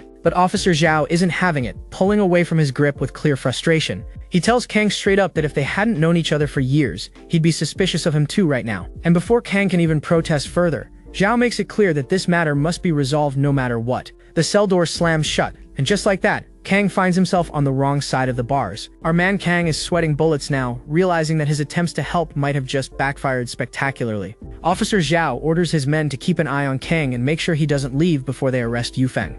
Meanwhile, our protagonist is doing some serious self-reflection, thinking he was acting way too arrogantly before because he assumed he'd be leaving this world soon, and he almost made a grave mistake. But luckily, he managed to figure out a plan just in time, and now he's casually watching some old men play chess like nothing's wrong. One of the players slams down his piece with confidence, declaring checkmate on his opponent. The winner laughs triumphantly, bragging that his opponent totally underestimated his horse piece. But the casual atmosphere is about to be interrupted as footsteps approach and someone spots their target up ahead. This is because she made him work under the 9-6 schedule. Basically, you work from 9 AM to 9 PM 6 days a week. And that's why, watching her die, he wonders if what happened to her is just karma accumulating. He starts to lift her but wonders if at least helping her now might earn him some good virtues. The officers confirm visual on Yufeng, and our boy just stands there looking completely unfazed by the approaching law enforcement. And here's where it gets good, because Yufeng thinks to himself that they're finally here, and now it's his turn to checkmate. Next thing you know, our protagonist finds himself sitting in the interrogation room of the police station. The officer wastes no time getting to the point, demanding to know where the 100,000 yuan is, and Yufeng plays it cool, asking what 100,000. The officer isn't playing games though, making it clear he's talking about the money Yufeng allegedly scammed from Hu Han. Yufeng stays completely calm, simply asking if Hu Han is the one who told them that little story. That response does not go over well, and the officer slams his hand on the table, shouting that Yufeng is supposed to be answering questions. Yufeng insists he didn't scam anyone, explaining that Hu Han came to his place specifically to take his evidence against him. The officer presses harder, asking if Yufeng later told Hu Han he had evidence and used that to scam the money out of him. Yufeng denies it firmly, insisting he absolutely did not do anything of the sort. The officer gives him a skeptical look and asks if he really expects anyone to believe that. And from behind the barred window, Director Kang chimes in to confirm that yes, Yufeng is telling the truth. The officer points out that at the time, Hu Han didn't even know the police were searching for him, so why would Yufeng willingly go out with a criminal? And that's when Yufeng drops the bomb, revealing that Hu Han killed his parents. He explains with barely contained emotion that he followed Hu Han specifically to witness him getting arrested with his own eyes. Yufeng slams his foot down in frustration as the emotions start to boil over. He shouts that he wants Hu Han to be jailed forever, the passion of his vendetta fully on display. The officer goes silent for a moment, clearly not expecting this level of genuine anger. He tells Yufeng to calm down, trying to get the interrogation back on track. Yufeng points out that Hu Han claims he dug up 100,000 yuan from a grave and gave it to him, then asks if the officer is really saying Hu Han dug up his own ancestors. Director Kang watches from behind the bars with a knowing little giggle, clearly seeing where this is going. Yufeng tells Officer Zhao that he has two specific doubts about Hu Han's story that need addressing. First, Hu Han claims to have dug a grave, but his clothes were completely clean without a speck of dust. Second, was he really trying to hide money for his son before getting caught? Officer Zhao goes quiet, stroking his chin as he actually considers the logic Yufeng just laid out. Without another word, the officer stands up from his seat, clearly having made a decision. He walks toward the door with purpose while Yufeng watches, waiting to see what happens next. The door closes behind Officer Zhao, leaving Yufeng alone in the room, and our boy just sits there with a confident little smirk, like he knows exactly how this is going to play out. Officer Zhao barks orders to check Huhan's records and verify the exact location where he claims to have brought Yufeng. The waiting game begins as Kang and Officer Zhao stand in the holding area, both wondering what the investigation will turn up. Then an officer comes running in with the news they've all been waiting for, shouting that he found it and the 100,000 yuan is actually there. Director Kang's jaw drops in shock, barely able to believe they actually found the money. The officer confirms that not a single fen was missing, and it was right at the location Huhan had mentioned. Just like that, Yufeng's gamble paid off, and Huhan's attempt to frame him completely backfired. Director Kang immediately starts thanking Officer Zhao for his help, but Zhao waves off the formalities. Kang asks if Yufeng can finally leave now, and Officer Zhao confirms that of course he can. Later that night, Kang asks Yufeng if he's had anything to eat yet. He offers to treat Yufeng to dinner at a nice restaurant to express his gratitude for everything, but Yufeng politely declines, saying his family must be worried sick and he really should get back home. Before he goes though, Yufeng remembers there's something important he wanted to ask about his parents. Kang reassures him that he already sent a letter to the superiors and got their signature, expecting a reply in just a few days. Yufeng asks if he can get the solatium money as soon as possible given his family's situation. Yufeng admits a bit sheepishly that he doesn't exactly have a job at the moment. Kang tells him not to worry about being polite, and promises to send another letter with a reply within a week. Plus he mentions that now Xiaoshan has been arrested. Yufeng could take his position at the steel factory if he wants. But Yufeng thinks to himself, how much could he really earn from a steel factory when he's got plans to go to Zihai City? He politely thanks Brother Kang for the generous proposal, but says he'll have to respectfully decline, leaving Kang completely confused. Kang is absolutely baffled that Yufeng just rejected a job that tons of people would kill to have, but our boy just waves goodbye and takes his leave. The next day, someone is shouting at the local community building for Mayodan to raise the rope higher. A group of young people are playing jump rope in the courtyard, just enjoying a regular day. The camera focuses on a girl's feet as she starts her jump rope routine. Zerui is absolutely going off, jumping rope like a pro while counting out the rhythm. Meanwhile, a familiar pair of feet approaches the courtyard with purpose. Yufeng spots the scene and can't help but think to himself, since when was Zerui this free to be playing jump rope? Zerui is still going strong, happily counting as she jumps without a care in the world. Yufeng calls out her name, and she turns around with a surprised but happy expression. The moment she realizes he caught her playing childish games, she immediately panics about her dignified image being ruined. Yufeng explains he came looking for her because he needs to ask for a favor, and she asks what the matter is. He asks if he can borrow her house telephone, and she immediately agrees without hesitation. Inside her home, Yufeng picks up the phone and asks Zerui if she has Yao Duo's number, because he needs her help dialing it for him. We're back with our boy Yufeng, and he's got a plan brewing that involves making a certain phone call. But here's the problem. Zerui remembers being told explicitly to never give that scumbag Xiao Duo's contact information to anyone. Yufeng asks why she can't just give him the number, and Zerui's looking real uncomfortable right now. She tries to claim she doesn't know the number, and Yufeng is thinking this girl's lying skills are absolutely terrible. So he switches tactics and asks if maybe Shen Ziran's contact is available instead. But Zerui just flatly tells him that Shen Ziran won't give it to him either. And that's when Yufeng catches her in her own trap, asking if she's admitting she deliberately didn't give him the number on purpose. He reassures her that he understands, admitting he was a scumbag before, but he's been married to Duo for many years now. And then he says something that hits different. He just wants to see her again. Zerui is completely at a loss for words, just standing there processing what he just said. But Yufeng doesn't push it further, just sighing and saying he'll head out first. As he leaves, Zerui mutters his name under her breath, clearly conflicted about the whole situation. Fast forward a week later, and life in Lingshui continues on. We find Yufeng in the kitchen with a pot bubbling away on the stove. Our boy is actually cooking, and he's looking pretty domestic with that apron on. Then Brother Chen comes bursting in with the news that the compensation payment has been received and Manager Kang will deliver it personally tonight. Yufeng can't help but point out that Brother Chen seems way more excited about this than he is. Chen asks what he's cooking, and Yufeng casually replies that it's just noodles.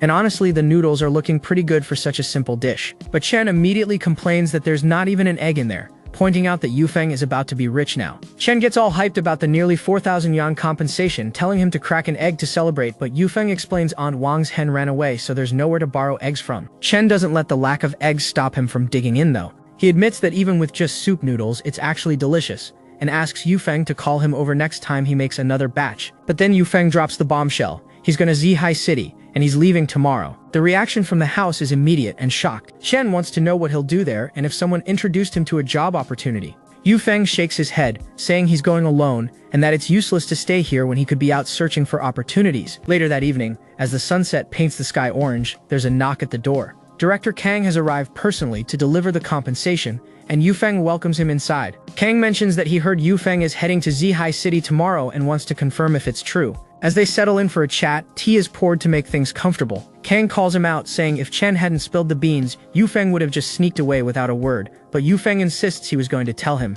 Kang teases him not to be tricky, suggesting Yufeng rejected the steel mill job because he had better opportunities waiting in Zhihai City. Yufeng clarifies that it's not about having a good job lined up, he actually wants to try starting some small business ventures. This catches Kang completely off guard, and he asks if Yufeng is seriously ready to start his own business. Yufeng modestly waves it off, saying the director gives him too much credit, he's just going to a big city to try making a living with small business. Kang sets down his teacup, clearly intrigued by what he's hearing. He compliments Yufeng for being smart, and says he's curious about how he managed to secure that contract in the first place. And here's where Yufeng's strategic mind kicks in, thinking that Kang Jinzhong is in his early 40s with a bright future ahead. So Yufeng leans in and says he'll tell Kang everything, but only if he promises to keep it a secret, and Kang eagerly agrees. The evening stretches on as Yufeng shares his story with the director. After laying everything out, Yufeng tells Kang that's the whole story. Kang is genuinely impressed, calling it a completely bizarre tale and admitting that he wouldn't be half as capable in the same situation. As Kang prepares to leave, he tells Yufeng to call him immediately if he runs into any difficulties in Zhihai City, and Yufeng offers to walk him out. Yufeng watches as director Kang walks away into the evening, having successfully secured another valuable connection. With the money received and the visitors sent off, Yufeng sighs and realizes it's finally time to go pack his luggage. But then a thought hits him. If he's going to be in Zhihai for a long time, his home appliances are just going to collect dust here. So that night he shows up at his sister Yuna's place, calling for her to open the door. Yuna opens the door and immediately asks why her brother is carrying a whole color television set. Yufeng is struggling with the weight, complaining about how heavy TVs are in this era, and begging Yuna to help before his arms give out. After finally setting the TV down, Yufeng is completely exhausted and catches his breath. Sweet Yuna offers to pour some water for her hardworking brother. Yufeng explains that the solatium has been paid, a total of 3,980 yuan, and Yuna can count it herself if she wants. He reminds her that as he mentioned before, he'll be leaving tomorrow for Zhihai City. Yuna looks at him with concern, asking if he's really leaving so soon. Yufeng tells her he'll only take 500 for himself, and she and Jiaowaj can keep the rest, but Yuna worries that big city prices are ridiculous. He pats her head reassuringly, saying it's enough because he's going there to earn money, not to spend it. Yufeng asks where their little brother Xiaozheng is, and Yuna explains he played like crazy today and fell asleep early. Yuna offers to wake him up, but Yufeng says no, he'll just take a quick look and then head out. He quietly peeks into the room where little Xiaozheng is fast asleep, not wanting to disturb him. With a gentle smile, Yufeng softly whispers that brother is leaving now, knowing Xiaozheng can't hear him. The next morning arrives with a rooster crowing at dawn, signaling the start of a big day. Yufeng is up early, packing his essentials: toothpaste, toothbrush, towels, the basics. Then he picks up a photograph and decides he'll take this too, a picture of himself with someone clearly important to him. As he steps out into the courtyard with his bag packed, someone calls out his name. It's brother Chen, already waiting for him by the entrance. Chen mentions that he was planning to take Yufeng out for lunch, but the guy is leaving so early in the morning. Yufeng explains that if he leaves now, he'll arrive in Zhihai City by afternoon and still have time to find a place to stay. And just like that, they're off speeding down the road on Chen's motorcycle. They arrive at the Lingshui bus station, where Yufeng's journey to the big city officially begins. As the bus prepares to depart, Yufeng waves goodbye to brother Chen and thanks him for everything. Chen waves back enthusiastically, wishing Yufeng the best of luck in Zhihai City. And then we get our first look at Zhihai City, and it's a completely different world compared to Little Lingshui. The streets are packed with traffic, buses, cars, and people everywhere. This is a proper metropolitan hub. Yufeng takes it all in, thinking that Zhihai really is much more prosperous than Lingshui.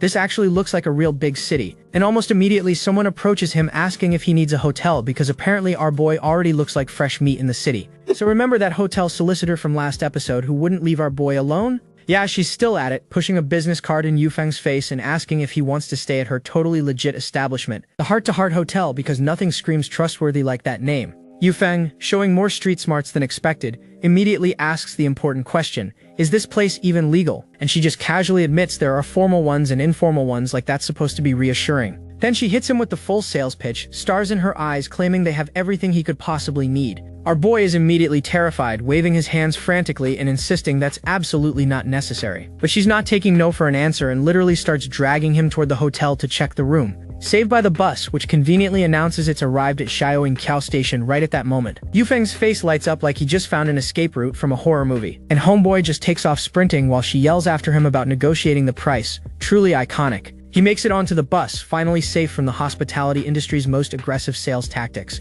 Once settled, he pulls out a map and starts planning his next move, thinking he needs to find somewhere cheap to settle down first. Because with the amount of money he has, he won't last long in this big city, let alone start a business. Meanwhile, in a completely different part of the city, we cut to an upscale residential building where someone's asking about a taxi. And look who it is, it's Shen Ziran on the phone requesting taxi number 411 specifically to take her to Jiadi Garden. The taxi pulls up outside, and apparently Ziran has a regular driver she specifically requests. She spots the car and calls out to it, ready to get her day started. Once she gets in, she's immediately teasing the driver, asking how he's gonna thank her for something. The driver, Shijiang, mentions that the girl they're picking up is pretty but was married once, like that's relevant information. Ziran confirms that Xiaoduo dated some scum before and asks if Shijiang has a problem with that. He immediately backtracks, laughing and saying he was just kidding. How could he dislike anyone Ziran recommends? So they're heading to the library to pick up this Xiaoduo, and Ziran is clearly playing matchmaker here. Shijiang hits the gas, ready to go collect his potential date, and the taxi speeds off through the city streets toward their destination. They arrive at the Zheihai Library, a properly impressive building in this big city. And now we see Xiaoduo for the first time, and the character designers clearly had a vision because she is stunning. Someone calls out her name and she looks up, surprised by the interruption. She spots Ziran and someone else approaching through the library aisles. Xiaoduo tells them she's about to get off work and asks them to wait for her since they're already here. But internally she's sighing, thinking it's one thing for her family to arrange blind dates, but even Ziran is doing it now. Time passes as they wait for her shift to end. Ziran and Shijiang wait outside by the taxi, and you can tell he's getting a little nervous about this whole setup. Shijiang is trying to keep his cool, looking relatively confident. He's got that hopeful energy of someone who's been promised a date with a pretty girl. But the moment he actually sees Xiaoduo walking out, his composure immediately cracks. Because Xiaoduo in that pink dress is absolutely devastating, and this man was not prepared. Ziran greets her, noting that she's finally off work. Shijiang asks how she is, and Xiaoduo politely responds with a simple hello. Ziran immediately suggests they go watch a movie first, since there's one she's been wanting to see. She tells Xiaoduo to sit in the front seat, which is definitely strategic matchmaking on Ziran's part. With everyone in the car, Ziran directs Shijiang to take the next turn to get to their destination. But something catches Ziran's attention outside the window. She spots someone on the street and immediately calls out the name Zhu Jun. She tells the driver to stop and back up because that's definitely Zhu Jun she sees. Ziran leans out, calling his name repeatedly to get his attention. Zhu Jun turns around, surprised to see Ziran and even more surprised that Xiaoduo is there too. Ziran invites him to hop in and watch a movie with them if he's free. He hesitates for a moment, but Ziran is insistent that he join them. And just like that, the group expands as Zhu Jun gets into the taxi. Ziran introduces Zhu Jun to Shijiang, calling him her friend and colleague. Shijiang greets him with a friendly hello, and Zhu Jun awkwardly returns the greeting. Zhu Jun immediately admits to Ziran that he hasn't been paid this month yet, so money is tight. Shijiang, being a good sport, says no worries and offers to pay for him since it's just a movie. They approach what looks like the entertainment district of the city. Shijiang tells him not to be embarrassed, pointing out how expensive taxis are these days anyway. Zhu Jun appreciates the gesture and promises that when he gets paid, he'll treat everyone. Now we cut back to Yufeng, who's absolutely shocked to learn that rent is 35 yuan a month. The landlady offers an alternative, the common room for just 50 cents a night if he can't afford that. Yufeng immediately lights up and asks where this magical budget option is located. Night falls over the building as Yufeng gets settled into his new living situation. And the common room turns out to be a dormitory with bunk beds, so basically he's just renting a single bed. One of his new roommates is a rough-looking guy who's clearly seen some things. The guy's casually smoking in bed, which really sets the tone for the kind of establishment this is. The landlord explains it's 50 cents a night, collected daily, and Yufeng asks where he can wash up. Turns out there's a water pump outside the door, so Yufeng heads out to splash some water on his face. He reasons that even though the environment is rough, he can save money this way. He heads back inside to get some rest after his long first day in the city. But when he gets to his bed, something is very wrong. His bag is gone, it was clearly hanging right there, and now it's just vanished. He yells out asking who stole his bag, absolutely furious at this turn of events. One of the other guys just casually tells him to be more careful next time because nothing lost here ever comes back. Yufeng breathes a sigh of relief, realizing he kept all his money on his person, otherwise he'd be completely finished. But then he hears a familiar voice asking if there's a bed left, and his ears perk up immediately. No way, it's Zhu Jun, his old class monitor from high school, standing right there in the same budget dormitory. They both point at each other in shock, simultaneously asking what the other is doing here. Turns out they haven't seen each other since graduating high school, and now they're reunited in this dump. Zhu Jun offers Yufeng the empty bed across from his since no one's using it tonight anyway. He explains he got assigned to the tax office after college, but the dormitory won't be ready until next month, so here they both are. So Yufeng is catching up with Zhu Jun in their shared budget dormitory, and naturally the class monitor wants to know why he's here. Zhu Jun asks why he came to Zheihai City, and Yufeng says he's here for business and to visit Xiaoduo. And that's when Zhu Jun's whole demeanor shifts, saying everyone in their class knows what Yufeng did, calling him out for still pretending to be a good person. Yufeng also missed Zhu Jun's wedding apparently, and when confronted about it, he just says he had a family matter to deal with, and our protagonist just shrugs it off with a casual, well, I guess it can't be helped, which tells you a lot about his character right there. The next morning arrives over the city of Zheihai, and Yufeng has business to attend to. He's got an envelope full of cash ready to go, which means our boy came here with a plan. He arrives at Clothes Empire, the massive wholesale clothing market, thinking this is where he'll start his business venture. Today, he's personally scouting for potential business opportunities, sizing up the competition and the market. He walks through the market, taking it all in, evaluating every stall and every rack. He surveys the scene carefully, thinking through his options as he walks. And here's what he notices: although Zheihai City is big, it lags behind compared to Mo Capital in terms of fashion trends. He examines the clothing on the racks, comparing it to what he knows is popular elsewhere. The outfits that are popular in Mo Capital take time to reach here, which means there's a delay in fashion trends. And that time lag is exactly the opportunity he's been looking for. He gets excited listing off the trends: leather jackets, A-shaped skirts, baggy jeans, bell-bottom pants, all things he can bring here first. He decides to start with bell-bottom pants, since jeans are already gaining popularity here, making it an easy sell. Night falls over the city, but Yufeng isn't done scouting yet. He still has more research to do. He heads to the night market, knowing that many popular things started off in small areas just like this one. And that's when he spots her, a beautiful blonde woman standing in the crowd. And hold on, that's Xiaoduo. Yufeng notices her immediately, and you can see the recognition washing over his face. They're standing across from each other in the crowded market, like something straight out of a drama. He's genuinely surprised to see her here, and she seems equally caught off guard. His eyes widen as the reality sets in that he's actually seeing his ex-wife in person. And she's staring right back at him with those wide eyes, clearly not expecting this encounter either. He calls out her name softly, almost testing if she's really there. Then louder, calling her name with more confidence as he approaches. He walks up to her with a smile, saying it's been a long time, acting like they're just old friends catching up. She returns the greeting, but her voice is hesitant, stumbling over her words as people around them watch curiously. He asks if she's eaten and wants to have dinner together, but she shuts that down immediately, saying she already ate.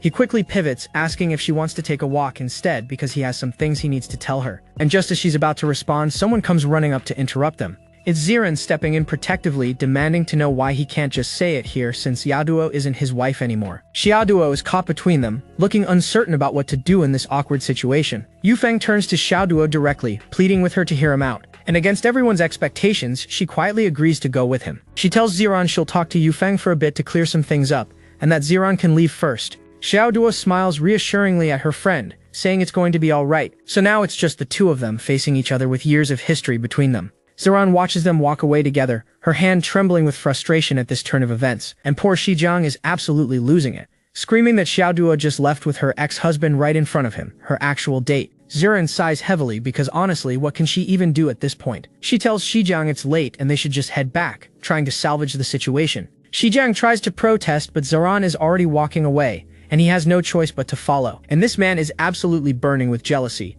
You can practically see the flames of rage coming off him. Meanwhile, the moon hangs over the city as two exes walk together through the night. Yufeng tries to make small talk, saying she's gained some weight and that he must not have taken good care of her before. She says his name, and you can tell she has something important to say. She tells him that recently her family has been arranging blind dates for her. Her mother faints very frequently and Xiaoduo is genuinely worried about her health. So she feels like she can only follow her mother's arrangements. She doesn't feel she has a choice. And then she drops the bomb: she might get married within this year. Yufeng goes completely silent, processing the fact that his ex-wife is about to marry someone else. She turns away from him and starts walking, creating distance between them. But Yufeng isn't ready to let this go. His expression shifts with determination. He calls out her name as she walks away from him in the empty street. She stops but doesn't turn around, visibly trembling as she tries to compose herself. They stand there in the quiet street, the distance between them feeling like miles. Something in Yufeng's eyes changes as he makes a decision. His hand reaches out toward her before she can walk any further. She gasps in surprise as she feels him grab her arm from behind, and he pulls her into his arms, holding her in a desperate embrace right there in the street. Then he kisses her, and the world around them seems to stop. She's completely flustered, her heart racing from the unexpected moment. Their faces are so close, and for a moment it's like no time has passed at all. But then reality crashes back in as her eyes snap open with shock. She shoves him away, using his full name, which is never a good sign. He tries to explain himself, reaching out to her again as she backs away. She cuts him off immediately, telling him not to say anything more. And then she admits she actually hates him for suddenly treating her well at the end, because it made leaving him so much harder. She confronts him about those 2 years where he almost took her life, beating her whenever he was unhappy, taking his anger out on her even when someone else made him mad. Yufeng stands there in stunned silence, unable to deny any of what she's saying about their past, and we end on his face, staring into the distance as the weight of his past sins finally catches up to him. Yufeng tries one last time to tell her the truth about everything, but Xiaoduo isn't having it, demanding to know why he suddenly changed and became nice to her, asking if he's just trying to deceive her again. She says she doesn't understand why he appeared in Jiahai, why fate would have them meet at the night market of all places. He desperately tries to explain himself, but she keeps repeating that she doesn't want to listen. She cuts him off completely, yelling that she doesn't care and doesn't want to know why he's here. And with that, she walks away, telling him not to follow her home. Yufeng just stands there in silence, unable to find the words to stop her. He watches her figure disappear down the empty street, getting smaller and smaller. His hand clenches into a fist as he thinks about how badly he wants to tell her everything that's happened. But then he hesitates, second-guessing himself. He sits down on a bench alone in the night, asking himself what good would it do to tell her. Would he just make her fight with her family again? Reality hits him hard as he realizes he's still living in a rental house with siblings to feed. What could he possibly offer her? But then his eyes sharpen with determination as he thinks about what's really important, getting initial capital fast. Cut to the next day and we're at the antique street, where vendors promise they won't cheat anyone young or old. Our boy Yufeng walks down the alley lined with street vendors selling their supposedly authentic goods. He spots something among the collection of trinkets and antiques laid out on a red cloth. The vendor immediately starts his sales pitch, telling Yufeng to handle it with care because it's an artifact from the Ming dynasty. When Yufeng asks the price, the vendor waves him off, saying it's priceless and he can't afford it anyway. But Yufeng just smiles and asks how much he wants for this cheap aventurine jade ring, completely calling out the scam. And the vendor's face immediately changes because he realizes he's dealing with someone who actually knows their stuff. The vendor quickly drops the act, offering just 2 yuan for the handicraft fee since Yufeng knows it's mass-produced garbage. But Yufeng isn't done. He starts pointing out every flaw from the cut edge to the material quality. The vendor finally caves and agrees to sell it for just 1 yuan to make him stop. Later, Yufeng sits on a bench carefully cleaning and polishing up his new purchase. He finishes his work with a satisfied look on his face. The ring actually looks pretty good now that he's cleaned it up properly. Meanwhile, nearby, there's an antique shop with traditional architecture. Yufeng grabs lunch at a nearby food stall, slurping up some noodles while keeping his eyes on the street. That's when he overhears a woman say, "Darling, let's take a look over there," and his ears perk up. He spots a foreign couple walking by, and you can practically see the gears turning in his head. Our boy immediately puts down his chopsticks because opportunity just walked right past him. The couple has stopped at one of the vendor stalls, asking what year an item was made. And you know what the vendor is thinking? He's annoyed these foreigners speak Chinese too well to scam easily. The vendor puts on his best act, telling them to be careful with his precious merchandise. And these poor tourists are eating it up, saying they can feel how historic it is and want to add it to their collection. Tom asks the vendor how much, and you just know the price is going to be ridiculous. The vendor does that classic reluctant seller act, saying it belonged to his ancestors and he's a little reluctant to part with it. Tom promises to cherish it, and the vendor immediately quotes 1,000 in foreign currency because they're fated to meet. Linda is already reaching for her wallet when Yufeng decides to intervene. He walks up and tells them in fluent English that they're being scammed. It's a fake, and he could give them trash like that for free. The couple and the vendor all turn to look at this random guy who just showed up to ruin the sale. Yufeng just gives him a confident smile, knowing exactly what he's doing. Tom immediately says they don't want it anymore, and starts walking away. The vendor panics and starts dropping the price, first to 700, desperately trying to save the sale. He drops it all the way to 100, which basically confirms to Tom that it really was a fake. Yufeng walks away with the couple, leaving the scammer vendor behind. The couple catches up to thank him for the heads up, genuinely grateful for the save. Yufeng plays it cool, telling them they're very welcome, his foreign friends. They ask if he's from their country, and he explains he's local but his father does business overseas, hence the English. Tom is curious now and asks how he knew the vase was fake just by looking at it. Yufeng starts explaining all the tells, the suspicious color, the wrong size and shape for the period, traces of fake paint. Tom asks if he also collects antiques, and Yufeng modestly says his father's in the business so he learned a little. And that's when Tom's eyes light up, begging him to help them find a real authentic antique to bring home. Yufeng agrees happily, saying of course he'd be glad to help. They exchange introductions. Tom and Linda meet their new friend who introduces himself as Defeng, which is definitely a fake name, and so the three of them head deeper into the antique market together. The vendor from earlier notices them passing by and realizes the expert has brought foreigners with him. Another vendor eagerly waves them over, seeing potential customers approaching. Yufeng tells the vendor to cut the games and bring out the real merchandise, not the tourist trap stuff. The vendors exchange looks and tell them to wait a moment while they get the good stuff. And what they pull out is an ornately carved wooden comb that actually looks like it could be real. The vendor explains it was passed down from his grandmother through several generations, originally from the palace. Yufeng examines the comb carefully while Tom and Linda watch with anticipation. He gives his assessment. The paint tells him it's definitely not fake and has real history, but it's uncommon, so he can't give a reasonable price. Then he quietly tells them in English that it's actually valuable, don't show any desire and he'll get the price down for them. Tom plays it perfectly, telling the vendor he's not too fond of it since it's just a comb he could find anywhere. Yufeng backs him up, confirming to the vendor it has some history and is worth collecting, but only at the right price. He asks how low the vendor can go, warning they'll leave if it exceeds their budget. The vendor caves and offers just 100 in foreign currency, claiming it really was his grandmother's so he can't go lower. Tom agrees immediately and the deal is done, with both of them looking quite pleased. The vendor watches them walk away, suddenly wondering if maybe he charged too low. He scratches his head in confusion, realizing he might have just gotten played. Tom is so grateful that he insists on taking Yufeng out to dinner to show his appreciation, refusing to take no for an answer. And Yufeng is internally celebrating because this is exactly what he was waiting for all along. Next thing you know, they're at a fancy restaurant with crystal chandeliers and everything. Tom hands him the menu and tells him to order whatever he wants, no expense spared. Linda is absolutely in love with her new comb, telling her husband how much she adores it. Yufeng casually mentions she's lucky because that comb is actually worth at least 1,010 times what they paid for it. Tom is absolutely ecstatic right now because he just learned he scored a 10 times profit on that comb. But Yufeng sighs while looking at his own ring, saying what a pity. Tom is immediately curious and asks what's there to pity about. Yufeng explains that if the comb was crafted by a famous sculptor, it would be worth way more, but they only spent 100, so they should be grateful. And that's when Tom notices the ring on Yufeng's finger and asks when it was made and if it's from a famous sculptor. Yufeng casually says he doesn't know, which completely catches Tom off guard. He explains he got it from a village earlier, and has no idea when it was made, just bought it because it looked pretty. Tom can't believe even an expert like him couldn't identify it, then asks how much he paid for it, and Yufeng says 1,000 yuan. Tom asks if he can take a look at the ring, and of course Yufeng agrees. Both Tom and Linda are immediately impressed by how pretty the ring looks up close. Yufeng mentions he plans to wear it for a few days and sell it once he gets bored of it. And here's where the hook lands, because Tom immediately asks why doesn't he just sell it to them since Linda likes it. Yufeng acts all surprised and asks if Tom is sure, reminding him that he doesn't even know how old it is. But Tom insists that he and Linda both like it, and that's all that matters to them. Yufeng agrees to do them a favor and hands over the ring, and Tom is calling him a gentleman for this. And just like that, the money changes hands, and our boy gets his 1,000 yuan back. Linda is confused though, asking if he's really selling it at the original price without making any profit.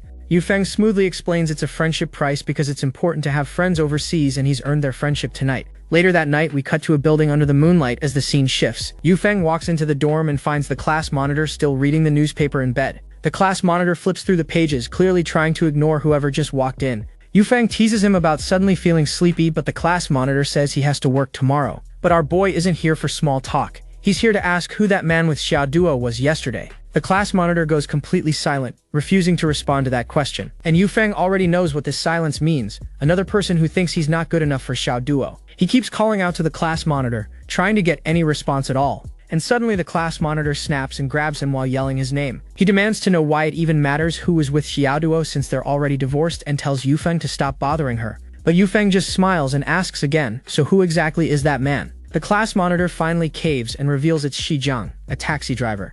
Yufeng is caught off guard because wait, the guy is just a taxi driver? But the class monitor hits him with the reality check that this taxi driver earns more in a single day than his entire monthly salary, so he should just give up. We cut to a train rolling through the night as Yufeng makes his next move. He's thinking that the 1,000 yuan he just got should be enough to purchase a batch of quality bell-bottom pants from Guanggankai City. And next thing you know, our boy arrives at Gangkai City, the big leagues. He steps off and heads straight to the wholesale market, ready for business. The place is massive, more than 3 times larger than the one back in Zheihai City. Yufeng takes it all in, already calculating his next moves in his head. It's only 2 in the morning, so he decides to rest on the steps until the market opens. Then he can immediately grab the goods. But when he opens his eyes, there's already a massive crowd gathered and he completely overslept. He can't believe there's already this many people this early in the morning. He needs to hurry because the goods will be sold out if he moves any slower than this. He finds a vendor selling bell-bottom pants, normal ones for 40 each and tight-fit ones for 55. Yufeng does the math and realizes these prices are insane. Converted to 2020 money, that's 3,000 yuan for a single pair of unbranded pants. He asks the boss if buying 50 pairs would get him a cheaper deal. The vendor says 50 pairs gets 50 each, 100 pairs gets 45 each. That's his best price and he needs to pay quickly if he wants it. Yufeng thinks about it, 100 pairs would be the sweet spot for the discount. And that's when our boy gets a brilliant idea. He pulls out a sign asking if anyone else wants to buy bell-bottom pants together. He starts walking through the market holding up his group buy sign and calling for people to sign up. Someone asks if he means they'll buy and pay together, and Yufeng confirms while asking if they want bell-bottomed pants. And just like that, people are interested and one guy says he wants a few pairs. Yufeng starts collecting orders, asking how many each person wants so he can calculate the total before taking their money. The orders start coming in. One wants 20 pairs, another wants 50, someone else only needs 5. Yufeng tallies it all up and gets 105 pairs total, including himself, which is more than enough to hit that discount tier. Everyone hands over their cash and the group buy is officially locked in. Yufeng leads the group saying he knows a store that sells cheapest with acceptable quality, and despite some nervous buyers hoping he won't scam them, he tells them not to worry. But when they arrive at the store, the vendor is announcing there's only a few boxes left and everyone's fighting to buy. A light bulb goes off in Yufeng's head because he knows exactly how to cut through this chaos. He shouts to the boss to look at his money because he wants 105 pairs of tight-fit bell-bottom pants right now. He waves the stack of cash in the air to make sure the vendor sees he's serious. The vendor's eyes go wide when he realizes it's foreign currency, which is way more valuable. Immediately, the vendor calls his assistant to pack 105 tight-fit pants for this VIP customer. Outside, everyone's dividing up their pants and praising Yufeng's brilliant idea, and he humbly says they're all benefiting from each other. One of the buyers suddenly remembers he still needs a pair of male bell-bottom pants, which makes Yufeng pause. Male bell-bottom pants. Yufeng hadn't considered that option before. He looks down at his own basic pants and has a realization. Maybe he should grab a pair for himself too while he's at it. Later that night, we're back in Zheihai City as Yufeng returns with all his merchandise. He finds Brother Chin, who manages the booth spots, and asks him for a good location. Yufeng offers him a cigarette as a little incentive, asking nicely for a good booth spot. Brother Chin takes the smoke and says he'll try, telling Yufeng to go register and pay first. Yufeng heads inside to get everything sorted out officially. Brother Chin shows him his assigned booth spot, and Yufeng thinks it's actually not bad at all. Brother Chin tells him to clean it up himself since he's heading back to work, and Yufeng thanks him warmly. Time to set up shop. Our boy starts moving the boxes into position. He lets out a relieved breath, knowing the hard part is almost over. And just like that, Yufeng's first official booth is ready for business with all his bell-bottom pants on display.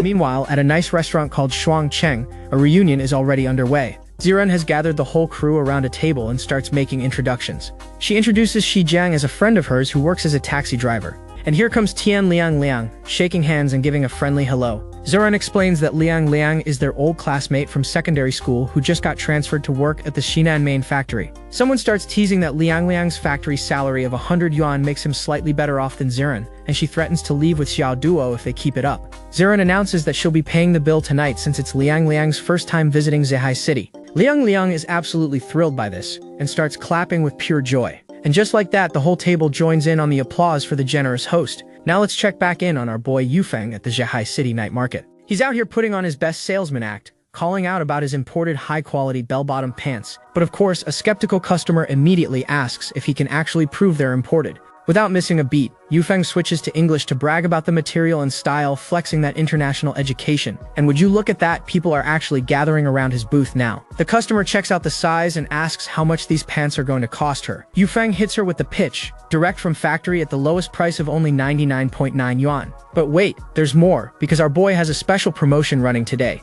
He tells her that if she changes into the pants and walks around the whole night market, he'll refund her 5 yuan on the spot. The customer looks genuinely surprised and asks if he's being serious right now. He confirms with full confidence, even adding that if she doesn't like how they look on her, he'll give a full refund too. She asks for a size small, and Yufeng hands it right over since that's exactly what he's got. And off she goes under the moonlight, walking through the market in her brand new pants. Yufeng is beaming because that was his very first successful sale at the booth. The night market is lit up beautifully as business continues into the evening. Meanwhile, Zaren's group finishes dinner and decides to take a walk, asking if Xiaoduo enjoys walking after meals. Xiaoduo gives a pretty unenthusiastic response, saying it's alright. Peipei suggests they check out the night market instead since it's more interesting than just walking the streets. Someone walking by in bell-bottom pants catches everyone's attention, with people commenting on how nice and elegant they look. And there's Yufeng giving a thumbs up to his walking advertisement, calling her beautiful. True to his word, he hands over the 5 yuan refund and the customer couldn't be happier. 2 women watching nearby are already swooning, hearts practically popping out of their eyes at this generous businessman. Yufeng levels up his game by pulling out a megaphone to announce his special deal to the whole market. He promises customers they won't be deceived, showing off those quality pants to everyone passing by. And the cash starts flowing in. Our boy is counting stacks now. Yufeng can't help but appreciate what a great harvest he's having tonight. And guess who just showed up at the market? Pepe's group with Xiao Duo, calling out to Ziren. Pepe spots someone wearing those special bell-bottom pants and gets excited, saying they look completely different from mall pants. They decide to go check out where those pants are being sold inside the market. Back at Yufeng's booth, he's swamped with customers ordering left and right, taking notes on all the sizes. Pepe approaches and asks the boss how much he sells the bell-bottom pants for. Yufeng explains the price is 99.9 yuan per pair, but small sizes are currently sold out, though she can reserve one for just 1 yuan. And that's when Ziren freezes because she just realized the vendor is none other than Chu Yufeng. Yufeng looks up and immediately recognizes a familiar face in the crowd. And there she is, Xiao Duo, looking just as surprised to see him here. Yufeng lights up and asks if she's visiting the night market, promising to save her one from the next batch since this one's sold out. But Xiao Duo just stands there in silence, not saying a word. Yufeng playfully says if she doesn't respond, he'll take that silence as a yes. He's grinning ear to ear, clearly happy about this unexpected reunion. But Xiao Duo finally speaks up, saying no, the pants are too expensive and she needs to think about Anne and Yuna's living expenses. And then comes the cold reality check as Xiao Duo tells him they are no longer the same as before, while Ziren urges her to leave. A guy named Li Dekai steps up and encourages Yufeng, laughing that maybe he'll become the richest in their class someday. But Yufeng is barely paying attention, his mind clearly somewhere else right now. Dekai is confused by the lack of response from his classmate. He's getting irritated now, thinking this kid Yufeng actually dares to ignore him. And then he makes a move, reaching out to grab Xiao Duo's arm. Xiao Duo is startled by the sudden contact and lets out a surprised cry. Ziren quickly pulls Xiao Duo back while everyone around them looks on in shock. Yufeng's expression changes immediately when he sees what just happened. He moves fast and catches DK's wrist before he can do anything else. Xiao Duo watches this whole scene unfold with wide eyes. The situation diffuses as Xiao Duo looks annoyed and Dekai waves his hand nervously. Ziren is ready to leave and asks why they're even still here. She clenches her fists, clearly unhappy about this whole encounter. But Yufeng isn't letting them go that easily and calls out for them to wait. He asks if classmate friendship is all just talk and tries to get them to support his business. Dekai snaps back that Xizhang isn't even a classmate, and Yufeng realizes he's actually right about that. Yufeng takes the opportunity to tease that Xizhang seems to have a pretty average relationship with his classmates. DK frantically explains he just wanted to tell Yufeng not to mess around with people's relationships, since they really weren't classmates. Yufeng just gives him a knowing smile, not taking the bait. Xizhang is staring at this whole exchange with an unreadable expression. He looks down at Yufeng's bell-bottom pants, considering something. Xizhang steps forward and says he'll support Yufeng on behalf of the classmates, so there's no need to ask them directly. Yufeng thanks him and pulls out his notebook, ready to take down the size he wants. PP chimes in with her order too, wanting a medium for herself and small sizes for the others. The group starts walking away as Ziren tells Xiao Duo to stop looking back at him. Yufeng watches them walk away, his eyes following Xiao Duo specifically. And then he calls out to her, telling Xiao Duo that they need to talk. Xiao Duo freezes at the sound of her name, clearly not expecting Yufeng to call her out like this. And that's when Xizhang decides to throw the elephant in the room right out there, reminding everyone that Yufeng and Xiao Duo are already divorced. Our boy Yufeng doesn't even flinch, just thanks him for the reminder with a smirk that says he absolutely does not care. The whole group just stands there in the most awkward silence you can imagine, nobody knowing what to do next. Ziren is already trying to pull Xiao Duo away, asking why she would even bother talking to someone like him. But Xiao Duo says if she doesn't make things crystal clear with him now, he's just gonna keep showing up and bothering her. Meanwhile, the classmates are gossiping in the background, saying Xiao Duo is way too soft-hearted and one of them thinks she still has feelings for him. Someone else clicks their tongue, saying otherwise, why would she be so slow to just walk away from all this drama? Pepe finally snaps and tells Dekai to knock it off already, defending Xiao Duo from all the unnecessary commentary. Yufeng softly calls out to Xiao Duo and asks her to step aside with him so they can actually talk privately. So the two of them end up walking to a quiet spot near some old buildings away from everyone else. Xiao Duo's footsteps come to a stop as she steels herself for whatever conversation is about to happen. She cuts straight to the chase without even looking at him,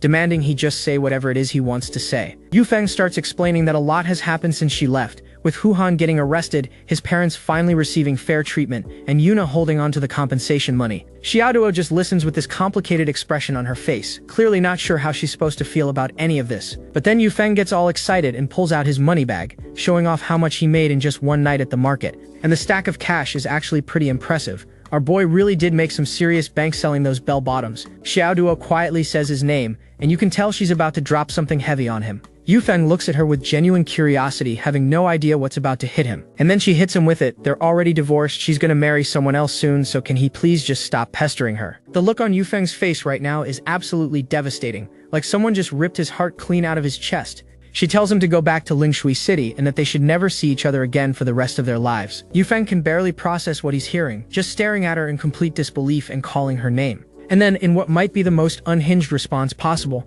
our boy starts laughing. He keeps laughing nervously while literally shaking, and honestly, this is giving major concerning energy right now. Xiao Duo is watching this breakdown happen with growing concern, clearly not expecting this reaction from him. But then he suddenly snaps out of it and grabs her arm with an intensity that catches everyone off guard. He tells her straight up that she is absolutely not allowed to marry anyone other than him, and the audacity of this man is unreal. Tears start welling up in Xiao Duo's eyes as she realizes he's not going to make this easy for her. She breaks down crying and asks him why he won't just let her go. Why won't he spare her from all of this? Yufeng fires back that he already let her go once before, and clearly that was a mistake he's not making again. She tells him through her tears that there's not going to be a second chance. This is it. But Yufeng is going all in now, asking her to come with him and get married again. Sparkles literally surrounding them like this is peak romance. Xiao Duo is full on crying now, completely overwhelmed by everything he's throwing at her. Yufeng goes quiet for a moment, just watching her cry and probably realizing he came on way too strong. He lets out a deep breath, finally calming down from his emotional explosion just now. He backs off and tells her to forget it for now,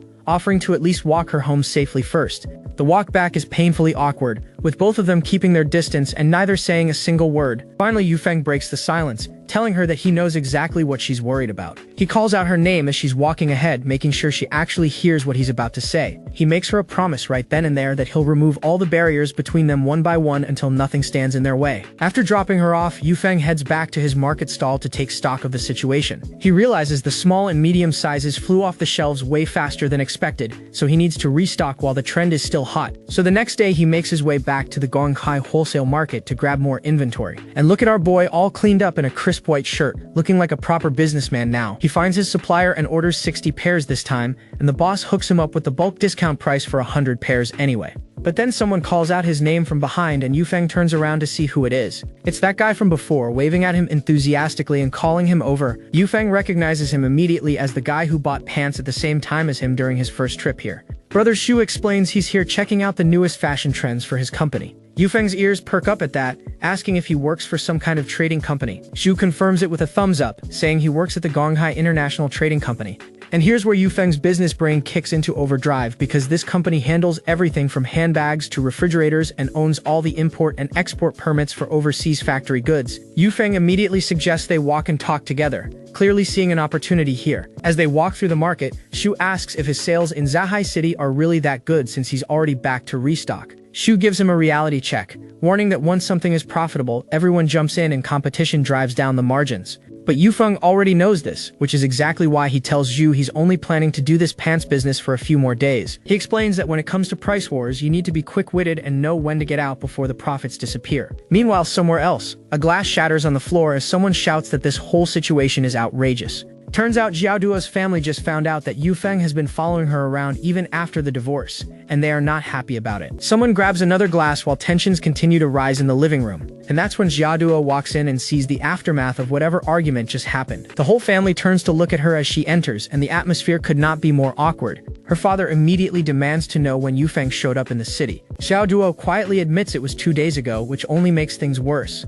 Her father explodes, asking if Yufeng came to borrow money again, while her mother tries to calm him down, but Xiao Duo explains he didn't ask for anything and just talked to her. Her uncle Mingming chimes in asking why Yufeng needed to talk to her alone, pointing out how angry her father got over this. Xiao Duo looks at them but doesn't seem to have any good answers for their questions. Her father reminds her that he disagreed with the marriage from the start, while her mother suggests maybe they should just give Yufeng some money to leave her alone. But her father shuts that down immediately, saying he knows exactly how people like Yufeng operate, and if you give them money once, they'll keep coming back until they drain you dry. Xiao Duo just stands there listening to her family talk about Yufeng like he's some kind of parasite, and you can tell this situation is far from over. Back at the Jiang household, Xiao Duo's mother is stressing out about this whole Yufeng situation, but Xiao Duo tells her mom not to worry, she'll handle this problem on her own. Meanwhile, over at the night market, our boy Yufeng is putting his business plan into action, and customers are already lining up at his stall asking for pants. Yufeng's thinking, perfect, the customers are coming even earlier than expected. But here's where his strategy kicks in, because when the customer asks about the 99 price,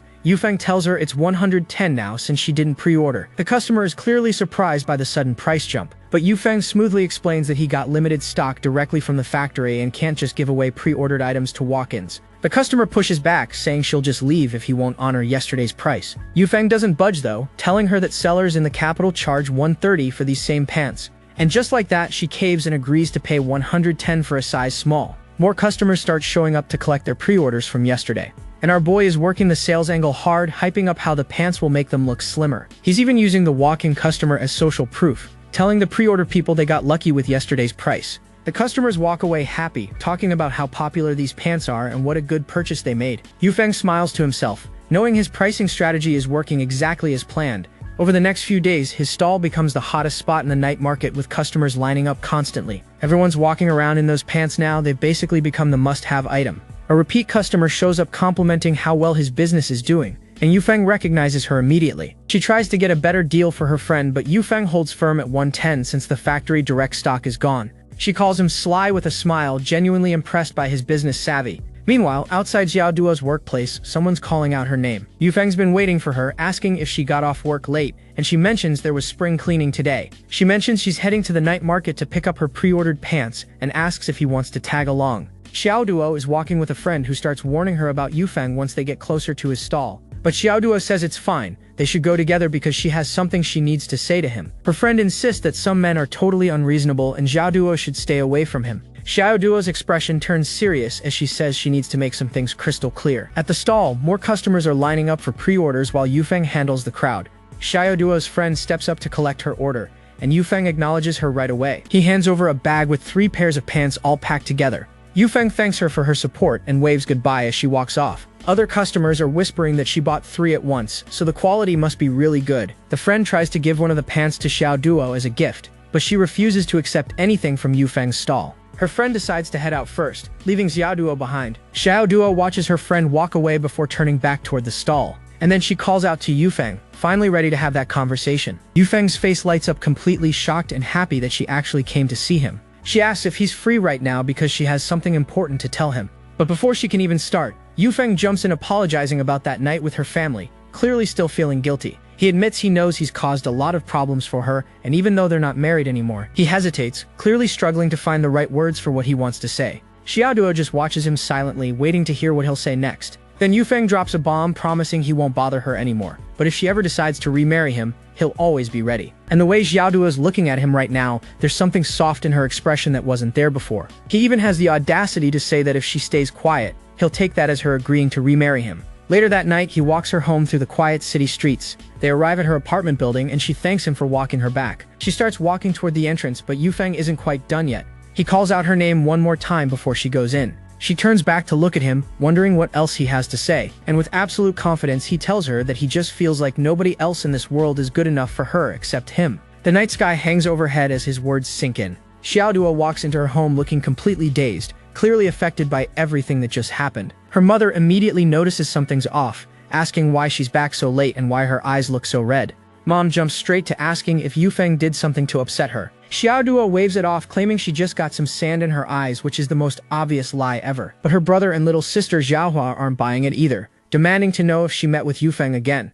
Xiaohua points out that Xiao Duo promised their parents she would stay away from him. Xiao Duo insists she only went to clear things up with him and that they'll never meet again. The family's not convinced, her father saying none of Yufeng's words can be trusted. And then Dad drops a bombshell saying he's already arranged for her to have dinner alone with some guy named Lu tomorrow. Xiao Duo immediately refuses, begging her family to stop forcing her to go on these arranged dates when she just wants some time alone. But her father fires back with some brutal honesty, pointing out she only has a secondary school degree, works part-time, and is a divorcee, asking who else would even want to date her. Xiao Duo snaps back, telling him if he likes Lu so much, he should marry the guy himself. And that's when her father loses it completely and slaps her across the face. Xiao Duo stands there stunned, holding her cheek where he just hit her. But then her mother suddenly clutches her chest in pain.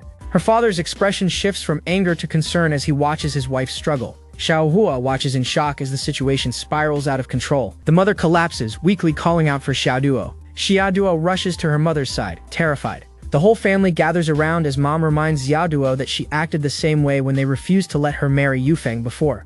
Her mother pleads with her, asking why she can't just listen to them for once, saying they would never do anything to harm her. Xiaoduo's eyes fill with tears as she finally breaks down and agrees to go on the date. She quietly says she'll follow whatever arrangements they make, her spirit completely crushed. The next day at the shopping district, Yufeng's back at it with his pants business. A customer asks for size large and our boy hooks her up without missing a beat. But then a familiar group shows up, and one of them asks this girl named Ziran if she thinks the vendor is funny. Ziran's eyes suddenly lock onto the vendor with a spark of recognition. And that's when she realizes exactly who she's looking at, calling out his full name in disbelief. Yufeng casually tells them he's just doing business, not even slightly embarrassed about being caught selling pants on the street. But here's where our boy gets spicy, complimenting Ziran's outfit while throwing shade at the people standing next to her. The class monitor immediately takes offense, demanding to know what Yufeng means by that. Ziran jumps in to defend him, asking if wearing ugly pants somehow makes someone fashionable, and Yufeng hits back with the most innocent smile, asking how a class monitor could possibly call their own classmate ugly. Peipei tries to defuse the situation,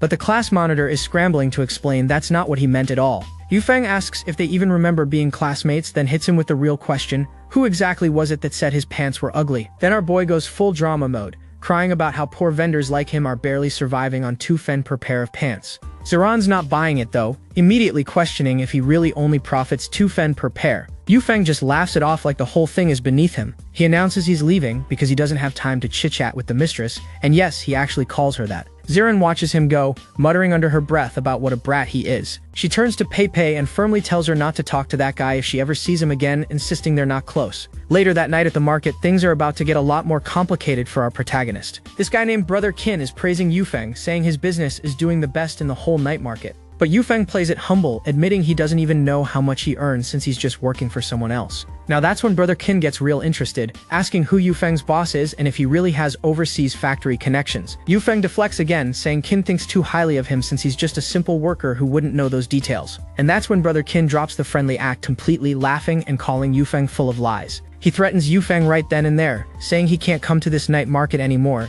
and asking who he thinks he is. But our boy doesn't flinch, calmly agreeing but pointing out he's already paid for today's rent, so he'll still sell tonight. Brother Qin reluctantly agrees, but makes it crystal clear that after tonight, Yufeng is done selling here. Yufeng just smirks to himself, thinking he expected this kind of jealousy but didn't think people would come after him this quickly. He runs the numbers in his head, figuring it takes time to survey, choose, and transport goods, so he can still earn a decent sum before they catch up. So he heads to a payphone and drops in a coin because our boy's already got a plan. He calls up this guy named Brother Shu, who immediately asks what he needs. Yufeng asks for a favor, requesting Brother Shu help him purchase a batch of pants tomorrow morning and promising to pay when he arrives in Gongkai. Brother Shu agrees immediately and asks how many, and Yufeng tells him 110 pairs. He hangs up the phone with his next move already secured. Walking away, he does the math out loud, figuring that with the 8 pairs he has left plus 110 more, selling all 118 pairs would net him 10,000 yuan total. But of course Brother Qin isn't done, and you can hear him shouting Yufeng's name across the night market. He chases after Yufeng, demanding one more time that if he doesn't reveal his supply channel, he won't be able to stay here. Yufeng just scoffs dismissively and keeps walking like the threat means absolutely nothing to him. The night market lights keep glowing as the tension lingers in the air. Later that evening, a familiar figure walks down the street toward Yufeng's stall. Yufeng notices someone approaching and looks up from his merchandise. And there she is, Yaduo, staring at him with those wide eyes and whispering his name. He casually greets her like running into your ex-wife at your pants stall is totally normal. Xiaoduo doesn't say anything back, her expression unreadable as she processes seeing him there. She just keeps walking past him, the pants on the rack swaying gently between them. She stands there for a moment afterward, clearly affected by the encounter but unable to say what's really on her mind. The next morning, Brother Shu gets a call letting him know Yufeng just got off the train and tells him to wait at his place. Shortly after, there's a knock at the door. Yufeng arrives and Brother Shu warmly invites him inside to have a seat. First thing Yufeng asks is whether the bell-bottom pants are here, because priorities. Brother Shu confirms they're all there, all 110 pairs ready to go, and Yufeng thanks him for the help. Brother Shu figures Yufeng hasn't eaten yet and offers to let him try his cooking skills. And the spread looks pretty good actually, fish and meat and rice, the works. Over the meal, Brother Shu asks why Yufeng was in such a hurry to get the pants. Yufeng explains that people got jealous of his sales and tried to squeeze his supply route out of him, and Brother Shu says that's expected when you're doing this well. Then Brother Shu gets curious and asks how much Yufeng has actually earned from selling these pants in total. Yufeng thinks for a second and casually says around 10,000 something.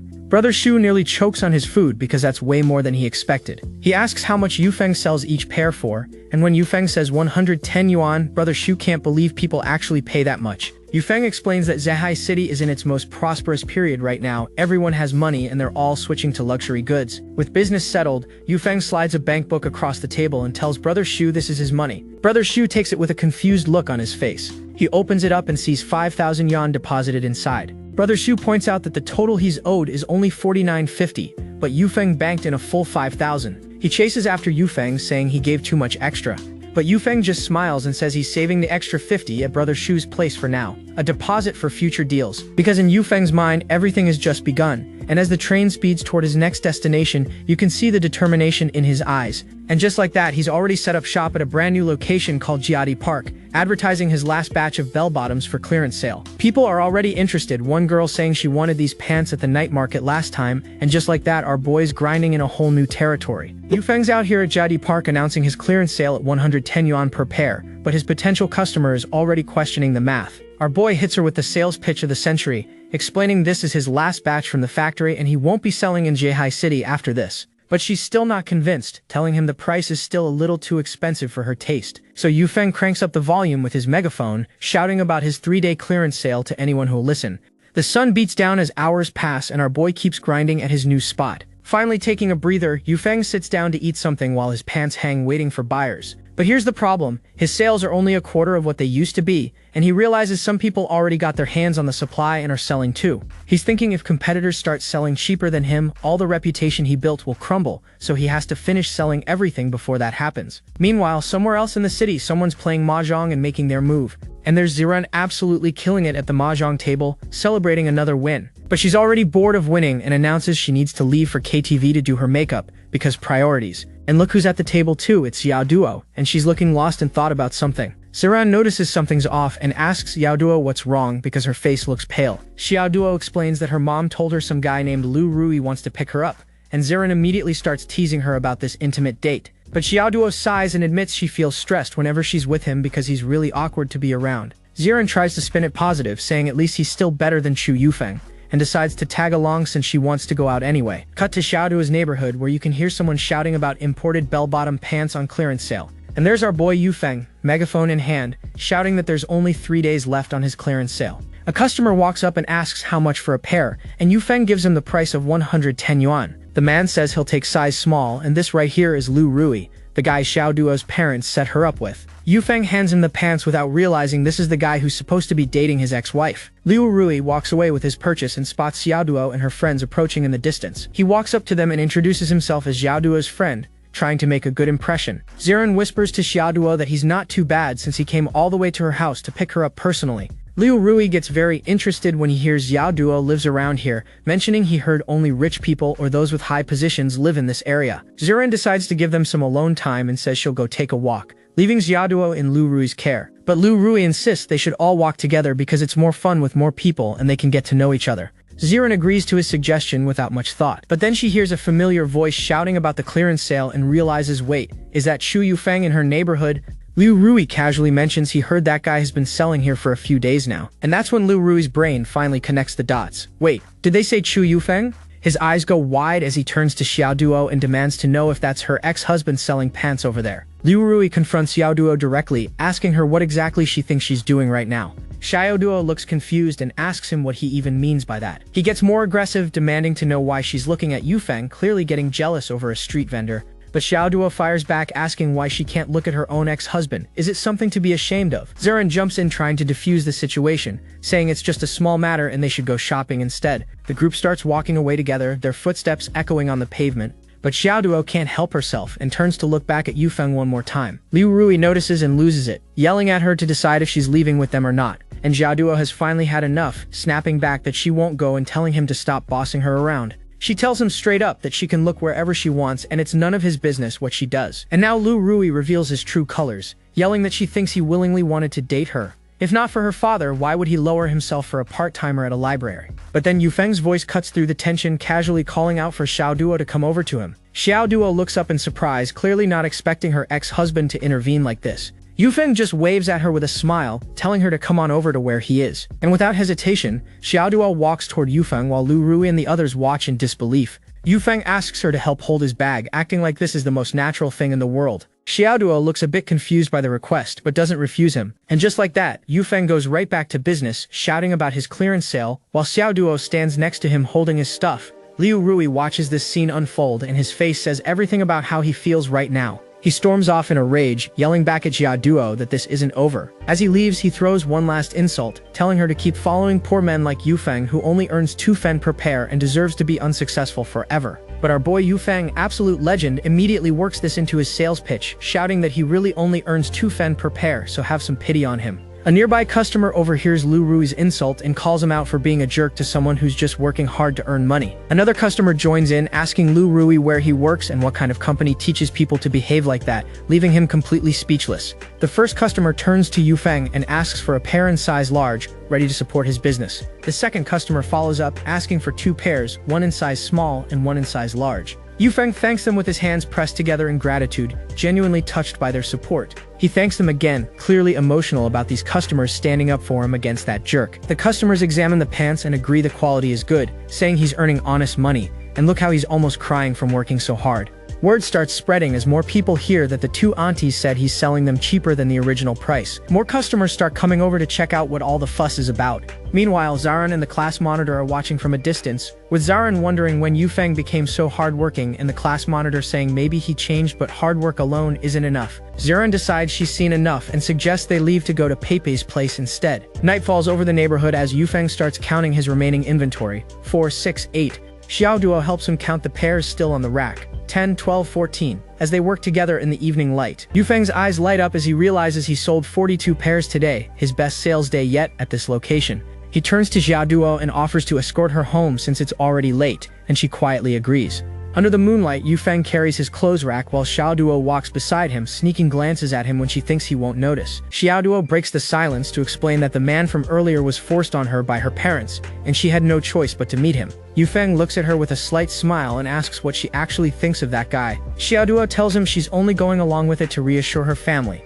And as they part ways for the night, something between them has definitely shifted. Xiaoduo gets home and immediately her mother wants the tea on how things went with Lu Rui. But Xiaoduo just mutters that it was okay, clearly not wanting to unpack that disaster right now. When she walks in, her brother is already there, discussing business matters with their father. Xiaoduo heads to her room while the men continue their very important conversation. And here's where it gets interesting because the brother is trying to convince dad that the bell-bottom pants business is incredibly profitable. He points out that Wenwen's store is already trying to stock them and they can't miss this opportunity. But their father is skeptical, asking if people will really pay that much for some pants. The brother insists it's working for sellers at the night market and Jadi Park, so why not him? He begs his father to lend him 5,000 yuan, promising to double the money within a month. He emphasizes that the market is always changing and if they wait too long, they'll lose everything. Their father finally caves, but makes it very clear this is the absolute last time he's lending money. The brother thanks him profusely, promising dad can just sit back and wait for his comfortable retirement. But then their father has to complain about Xiaoduo being troublesome enough already.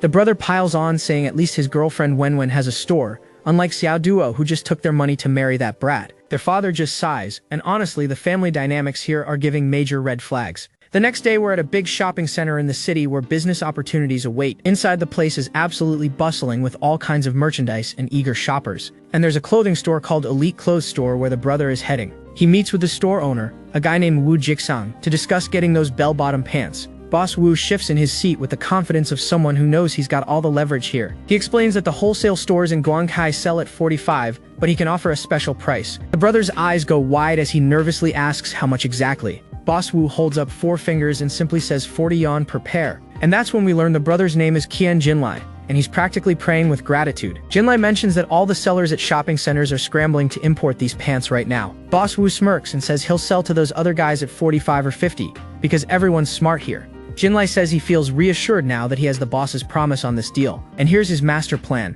undercut everyone. They sell at 110, he goes 100. They go 80, he goes 70. Jinlai laughs maniacally about how nobody can possibly beat him in a price war. Boss Wu just smirks, watching this overconfident fool dig his own grave. Because here's what Jinlai doesn't realize about this whole arrangement. He eagerly asks when he can pick up the inventory he's buying. Boss Wu tells him tomorrow morning, promising he'll be the first in Zehai City to get it. Meanwhile, we cut to our boy Yufeng during the day, still out hustling. He's noticing that customer traffic at Jadi Park has dried up and thinks it's time to change locations. So he packs up his rack and heads toward the shopping center to try his luck there. And almost immediately, someone recognizes him as the guy selling pants at the night market.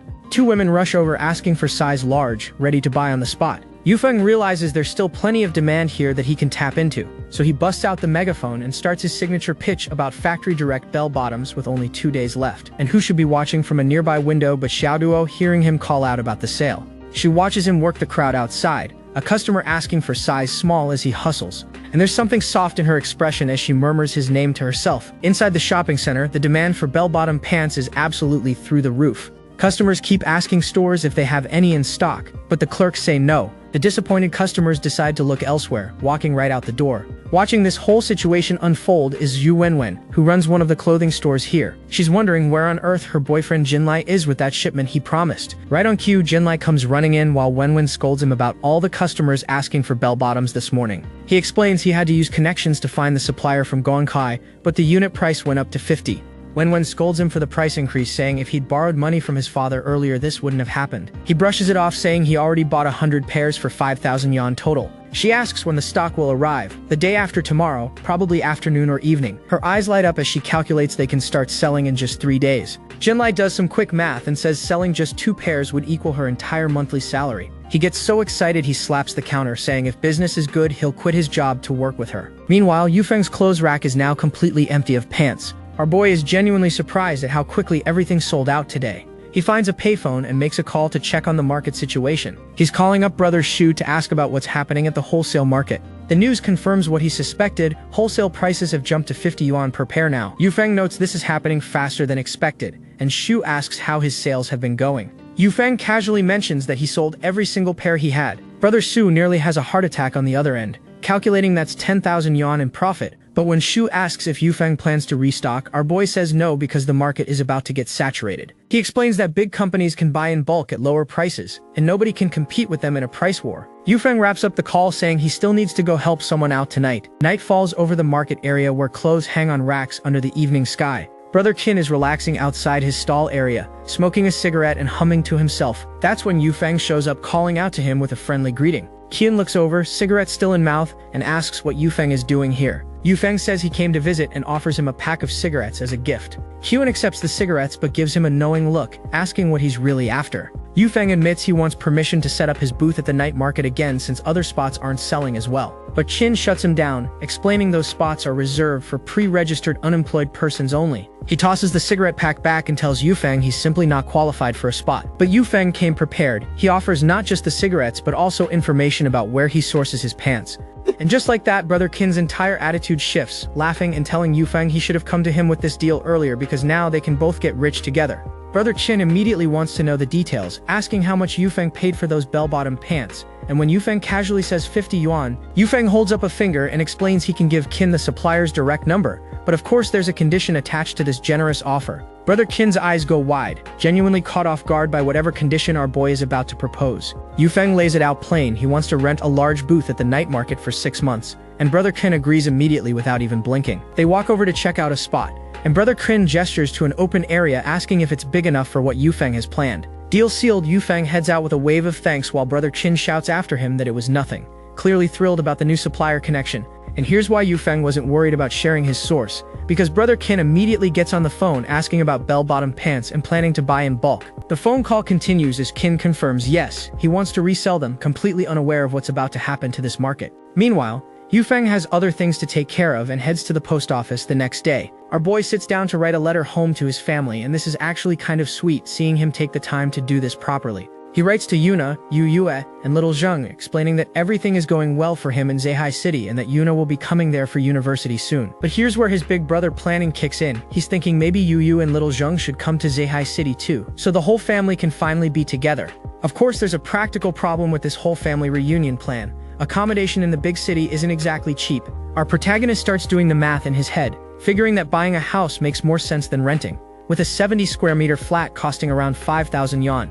But then he thinks bigger. A terraced house like the one near Xiaoduo's place would cost about 8,000 yuan, but with way more space and better investment potential. The other piece of this puzzle is getting his siblings transferred to schools in the city, and for that he's going to need Brother Kang's help with the bureaucratic side, so he picks up a phone and dials up Brother Kang, the connection who helped his family before. On the other end, Brother Kang picks up in his office, looking comfortable and clearly doing well for himself at the steel factory. Yufeng greets him warmly, explaining he's doing fine in Zihai City and planning to return to Lingshui soon, offering to bring back any souvenirs Kang might want. Brother Kang laughs it off, saying he doesn't need anything but insists they have a meal together when Yufeng returns since he never properly thanked him for his help before. Yufeng's not having it though, reminding Brother Kang that he helped the family get a large solation payment and that he should be the one showing gratitude. They go back and forth being polite until Brother Kang tells him to just call when he arrives in Lingshui City, and they'll sort everything out then. Yufeng hangs up the phone, already planning his next move in this whole family relocation operation. He decides it's better to discuss the school transfer in person rather than over the phone,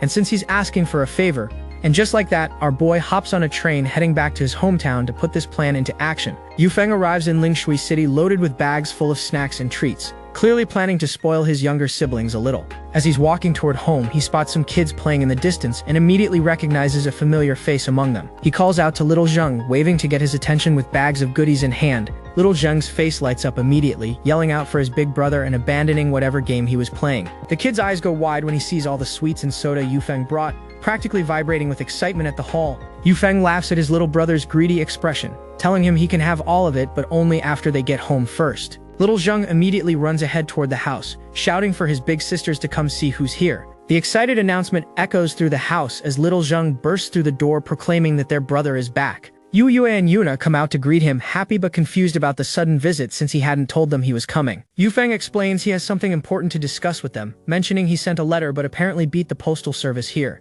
But first things first, our boy offers to cook up some food so they can talk properly over a meal like a real family should. And this is actually pretty wholesome, the family sitting down to a spread of home-cooked dishes that Yufeng prepared for them. Over dinner, Yufeng lays out his plan, explaining that since Yuna will be attending university in Zihai City, he doesn't want to leave Yu and little Zheng here alone. His proposal is simple but significant.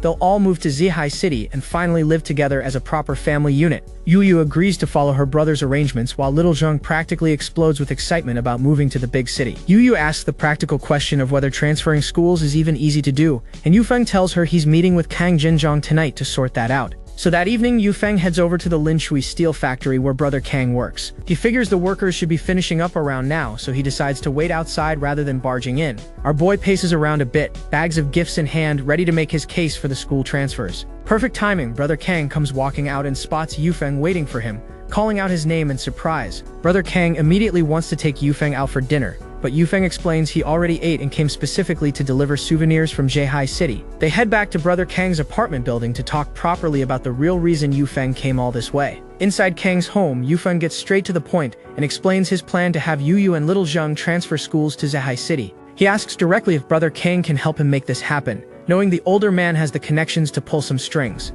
Brother Kang waves off Yufeng's formal approach, telling him he's being too polite about the whole thing. Yufeng explains his reasoning, that with Yuna at university in Zihai City and himself working there, there'll be no one left to look after the younger siblings in Lingshui. Brother Kang agrees to help with the school transfer inquiries, saying it shouldn't be a big problem and firmly refuses any money Yufeng might be offering. This leads to the two of them going back and forth in that classic Chinese polite standoff, where neither wants the other to feel obligated.